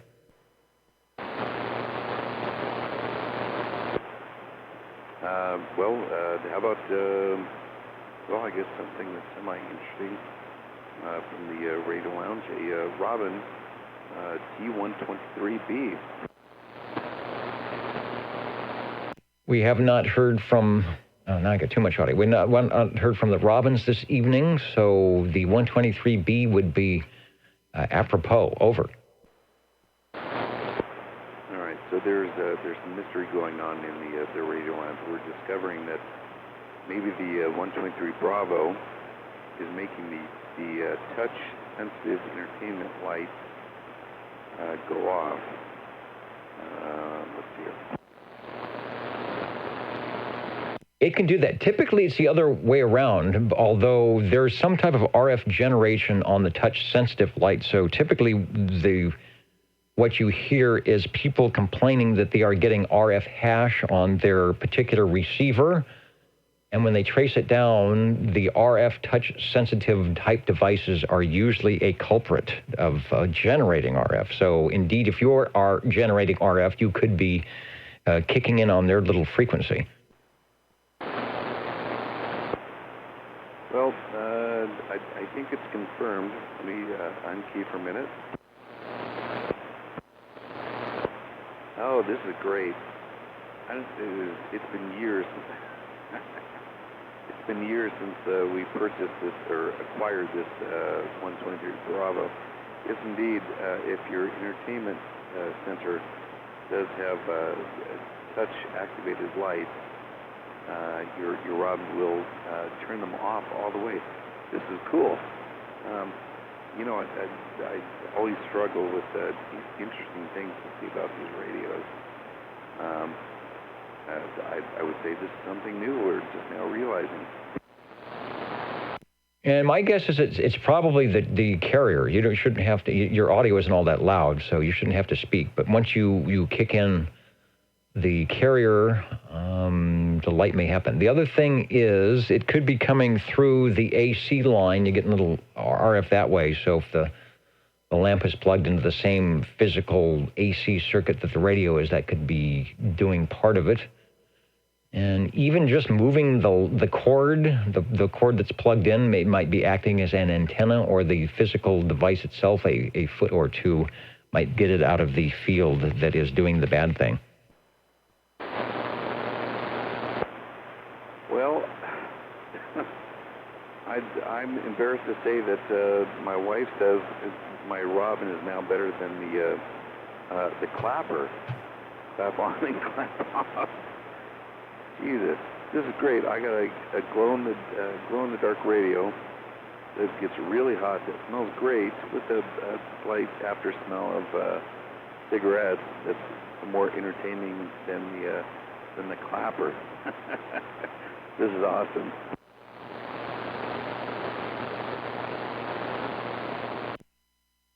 And hard to say if it's our harmonic or it's just the brute RF coming out of the thing. You could go to a different channel and it might not do anything. And if you check in another radio tonight, it'll be interesting to see if that happens. It just could be the way the mixing crystals are going. You could have enough different mixing crystal things going on that this radio is a little bit different from the Browning or different from the 123 or the Gonset or something, that it doesn't get quite the right mix and the lamp doesn't listen to it. But in the meantime, you are radio number 8, whether you are transmitting in the dark or not. Okay.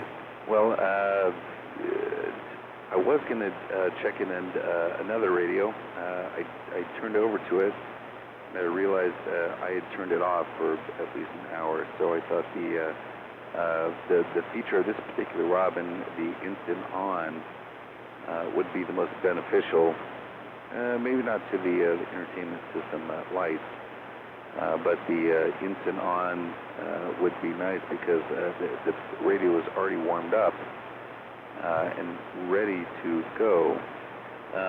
No Magic Eye on this radio. I'm so sorry. I wish they would have incorporated that into this one, but it's got a great. Well, I guess there are five lamps on this the face of this radio. The blue transmission light, or TX light, is great. The Magic, or not the Magic, the modulation lamp is doing practically nothing as I speak into it. It's just too late for me to scream into the radio. But I am grateful for the instant on. Instant on, a feature keeping the filaments warm, so you don't have to wait when that station comes in and tolerance break or that DX is happening. You can get it right there. The external speaker, mod, and PA has a light for external speaker. So maybe when you plug it in, it comes on. That's very strange. And then the picture we're showing, it's plugged in. So knowing Cliff, he probably knew he could get every light, as many lights as he could get on. If he plugged in the external speaker, the light would come on. The RX TX light. And that also has an RF gain. This is sort of deluxe. Out of that chassis, which was the Panasonic, the Japanese Panasonic innards, this Robin seemed, maybe they paid more and were allowed to have the extra dials and lights, because some of the other ones that share that do not have that, or do not have all the bling, if you will. 11 tubes. 12AT7, 12AX7 for the audio, 6 BQ5 and the RF amp. There is an operator manual and a schematic at oldtuberadio.com for that radio. But you're doing just fine, so I don't think you need it. And yeah, I would agree that you're probably about 50 to 60% modulated. So if you were, what did Jimmy say? You know what you need is a Demco modulator. Put a Demco modulator in front of that thing, and you'll be good to go. If SOBL 20 might help me out with that. I don't know. I don't know if he has a Demco modulator. Occasionally they show up, and they're compatible or usable on any radio. You just have to have a microphone that goes into them, and then whatever the output cable of the modulator to match the microphone input of your radio of choice, which I have a feeling our radio of choice has changed a bit. You know, that's funny. Just a few seconds ago, I thought, I wonder if he didn't even catch that. But there's no pulling a fast one on OTR. Trust me, I've tried many times, but. Nope, I did switch radios on you. I am now back over to the Robin T123. I hope it's warmed up. It sort of was, sort of wasn't, and was again. This one, of course, has the Magic Eye tube with the, I believe it's a 6RE13. The one where instead of looking at the top of the tube, we're looking into the side of the tube. Oh, well, it's a big difference in the audio. And the audio loudness between those two Robins, so it's often, if not often, hard to know which way you are going. And methinks with the amount of audio you have, you're making the Magic Eye tube bounce quite a bit more, illuminate quite a bit more than the mod light on the 123 Bravo. Yeah, truly. So I like to use this one. Well, number one, it was my first one, and yes, it's perhaps the most entertaining. But it is the only radio in my collection I've got an amplified mic on, and especially at this late hour, I tend to appreciate it because I don't have to scream into it. It is nice because it does put out so much audio. Basically everything else in the collection I try and use earlier on in the show, but this one, the Magic Eye tube is definitely, it's almost constantly, well, maybe I shouldn't say constantly touching all the way, but it's working right now. I don't, there's no range expand on this one, but I don't think I need it. You do not need it on that 11-tube true transistor CB radio with capabilities of running 12-volt DC in the mobile, with information on Sam's PhotoFax, book 35, page 95. The inquiring minds want to know, and I don't know if it's possible to give us an answer to that, because maybe the door has been closed and the lamp has been turned off, but does that radio have the same effect on the RFI sensitive lamp? Over. Ooh, that's a good question. You want to give me a second? This is the give me a second frequency. You know, what we'll do while we're giving you a second is we'll jump into the old tube radio singers here it's sort of like the Jeopardy little theme as we're waiting for the final Jeopardy. Let's do some spelling. OTR. 27.085 megahertz. Channel 11, Old Tube Radio. Old Tube Radio. Okay, testing 1, 2, 3, and off. 4, 5, 6. No, the 123 Bravo likes to turn off the lights. The 123 does not. They're still illuminated.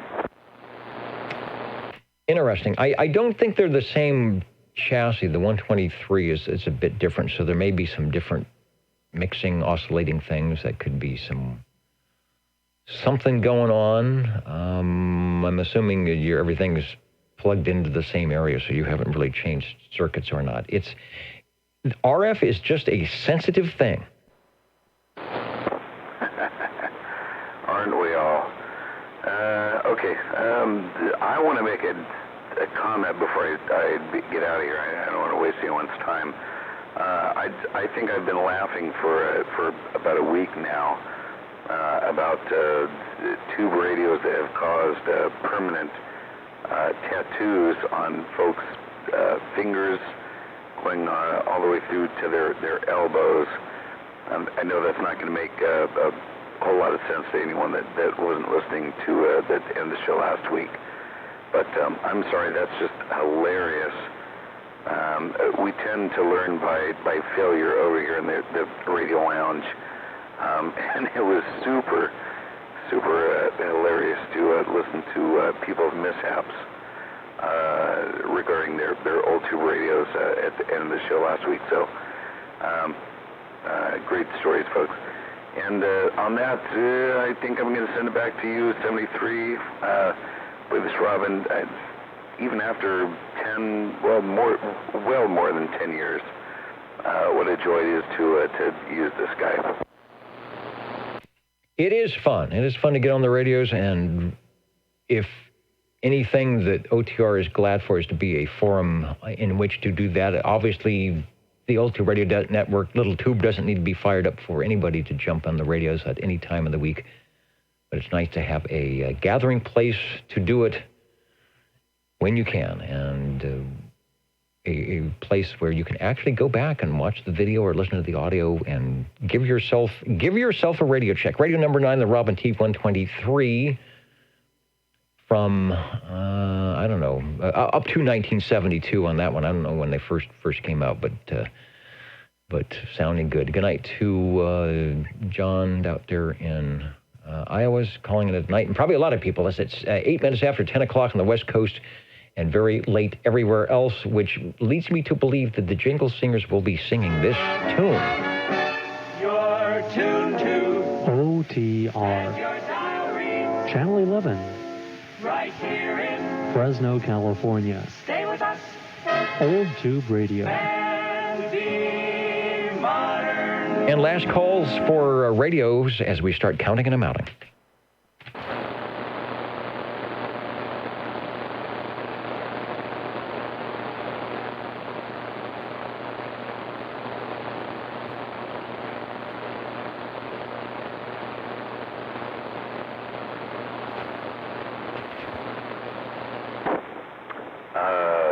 Random comment time. This is the random comment frequency. Go ahead. How many years has it been since you worked at the hardware store? How many years has it been since I worked at the hardware store, which was actually at the corner of Blackstone and Gettysburg, which was its, I don't know, third incarnation when I was there. And I was there from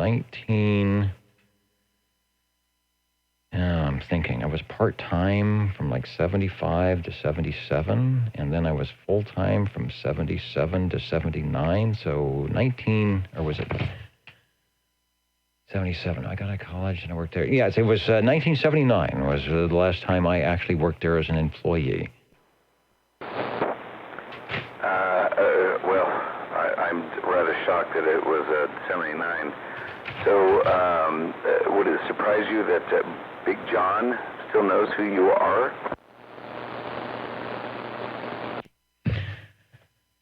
Boy, I don't know. I'm trying to think, because there was a John, but that was with the owner, who probably wouldn't, the other owner that wouldn't know who I was, and he's not around. But it could be, because that store, if you worked there, it's very possible you could be working there for 30 and 40 years. A lot of people did. It was a very, it was like, we were talking last week about Browning Laboratories, and it was a family business, and it was run like that. The owners, the people that owned the business ran it just like that, where you were a part of the family. They had an annual picnic. You got a ham for Christmas. They had a Christmas party they closed the store so you could go to it. So there was a big family, and probably if anybody remembers me, I don't know if it'd be for a good thing or a bad thing. Okay, well, I don't mean to be too cryptic or make too many references to things that a lot of people wouldn't know. Within the past week, I think I went in there and talked to one of the workers, who's affectionately known as Big John. I mentioned your name, and it just as kind of a random shot in the dark, and he said, "Oh, yeah," and he started talking about you, and mentioned that there was someone who worked in the television industry who may have swiped you away from the store, or he said, I don't know, you went off to work for this person that was in the television industry, and it was a good match or so. But it was great. Yeah, again, I don't know if this, is it possible that this guy would have been working there? Yeah, I guess it would have been since 79. That's still possible. He looks young to me, but well, that doesn't say much. It's very possible. The guy who's the manager now worked there when I was there in 79. He just started. But I went back there, and he's the manager, or he's now the manager, and he remembers me, of course. And there were some of the ladies that worked in the housewares department that were there. I want to say they were there for 50 years. They knew every single item in that section of the store. Like I said, it was very, very family-oriented, and that is correct. I went into video production from that. Actually, I graduated from Fresno State in 1977, so we always used to joke. There was me and another guy. We both graduated out of the RT radio television department, and then worked full-time at Fresno Ag with our degrees because we couldn't find a job. Well, I'll argue with you on that one. It was a job, and it was at a good place, even though it may have been, I love hearing the story. It may have been hanging signs on with the Coke machine, or actually the Pepsi machine, saying that you had just recently restocked it, and they may not be quite ice cold yet. Oh my gosh! And John kind of did remember that scenario, but okay, we're talking about dumb stuff that maybe not a lot of folks would appreciate. So I think on that, I'll send it back to you. Okay. Oh my gosh, I can't believe you said that. That is a long, long time ago. It had, I think we discussed it. They had the 10-cent Coke machine, and you physically had to open the machine, take out the deposit bottles, and restock the bottles. And I worked in the warehouse, and that was one of my jobs. And so what would happen, these were not, the stock was not refrigerated, it was out in the warehouse. So when we restocked the machine, people would complain, these things aren't cold. And it's like, well, of course they're not cold. They've been sitting out in the warehouse. So I took it upon myself to leave a little note saying, you know, drinks are not cold. But it seems like that just doesn't, you know, it seems kind of harsh. It doesn't seem like an apology. So I used to make some type of a prose poetry thing. And I don't know if I've kept any of them or if I remember something like that, but you'd like Burma Shave type of da-da-da-da-da-da-da-da-da-da-da-da-da. So it's like if you've been thirsty and worked all day and something like that, and would rhyme, finally it would come to the point that when you grab your Orange Crush, it ain't going to be cold, basically. And then we'd pin that up, and then it became, people thought that was pretty clever, and then it's one of those things where you get yourself into trouble. So anytime you did that, you had to write the little poetry note. But that is a long time ago. I cannot believe anybody remembers that. Let me address a question, and then we'll do counting and mounting and get out of here. From who is it? Johnny Defiant. What kind of amp is on top of the D201 in the background? And that is, I think you're referring to that, which is obviously not on, and that is an FL2100B.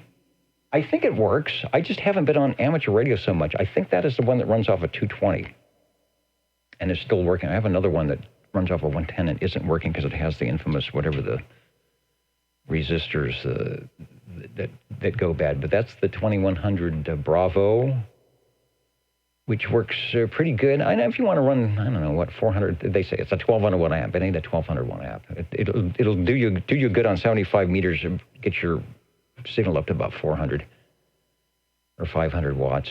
And I don't know. I don't know if I put it on the back of the radio I'm on now with about 10 watts, what it would do. It would get awfully hot. It gets really hot running on AM. It likes sideband. It's run its fair amount of 10-meter AM for sure.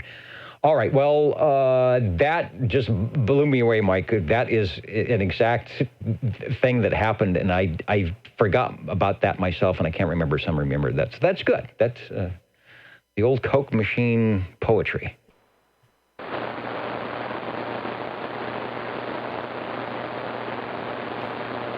My last call for radio, so I'll get out of here. This seersucker suit is starting to itch anyway.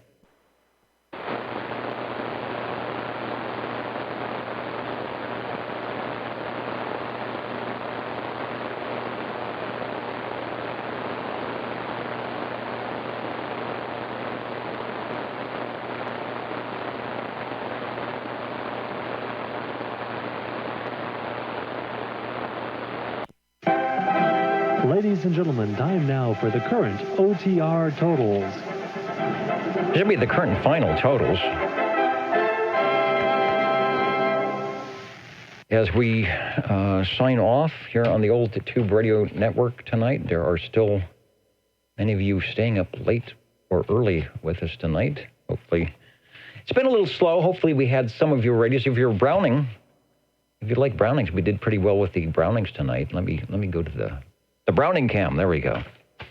What did we do? 11 SWLs on page 1, 13 on page 2, 14 on page 3, and 14 on page 4 for a total of, I think, 55. 9 radios total on the list. And why do I have so much echo? You know what it is? I think, hello. Yeah, I think when I did the Johnny Defiant thing, I didn't set my psychoacoustic modulator back to where it should go. Most heard radio tonight, the Browning, yes, you thought so. The Browning Golden Eagles, or just Browning Laboratories. We had 1, 2, 3, 4. What did we have? We started off with the Browning Golden Eagle Mark IV from Paul. Then we went to the Browning Golden Eagle Mark III from Jerry. And then we went to the General Radio Telephone MC5 from Paul. We had the Sonar Model E. There's still too much echo, not echo. It's just something there. Then Radio 5 was the Browning Golden Eagle R68 T68, followed by the Tram TR27E, radios 5 and 6 from Mr. Ed, also Radio 7, the Browning Golden Eagle Mark III SSB, and then the pair of Robins, the T123B and the T123 from Mike. So that was our items tonight. I wish we had conditions where we could hear all the stations that are listening into us from wherever, and hear some of their radios. Antique CB radio pre-1977. Some of the Facebook sites also jumping in here. If you get a chance during your weekday, get on the Universal Media Netweb, check out some of these Facebook pages. There's a lot of interesting stuff. CB Radio Lounge, the CB Radio Connection, High Fidelity CB Radio, 11-meter CB Junkies, Vintage CB Radio, fans of Demco. We have not heard of Demco in a while. So we are Demco deficient. Vintage tube CB radios, well, we have a lot of those, that's for sure. Worldwide sidebanders, and of course, Rich Anderson and all the gang out there at CB Radio News. Thanks for listening in tonight. The Old Tube Radio Network, thanks to searchlaunch.com, and Frodex keeps the Nixie tubes running, which we will reset here in just a moment, and the archives are up at oldtuberadio.net. Click on the archive button and wait a whole bunch of time for the OTR magnetophone to load whatever it's going to do, and you will hear the audio version and then the video versions stay up for a while. And we did not have the big crash on the computer tonight, so everything should be on one YouTube video, and you can watch yourself that way. So good night, everybody. 73. Any other, let me check any comments that I should be commenting about or saying good night to on the video side. I think we're good. So I will say hello and goodbye. Hello to the new station, Logan, Ohio. We do this every Saturday if you're new. Every Saturday at 8 p.m. If you can hear us over the air, we're on Channel 11 out of Central California. Otherwise, catch us at oldtuberadio.net or on the video side. Good night, everybody, from the Old Tube Radio Network.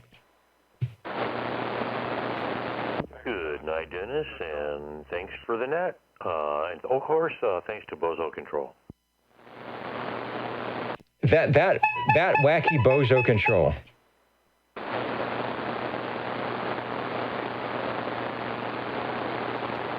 All right, we'll catch you next time. I'm going to say goodnight. Yes. They're still talking. I'm sorry.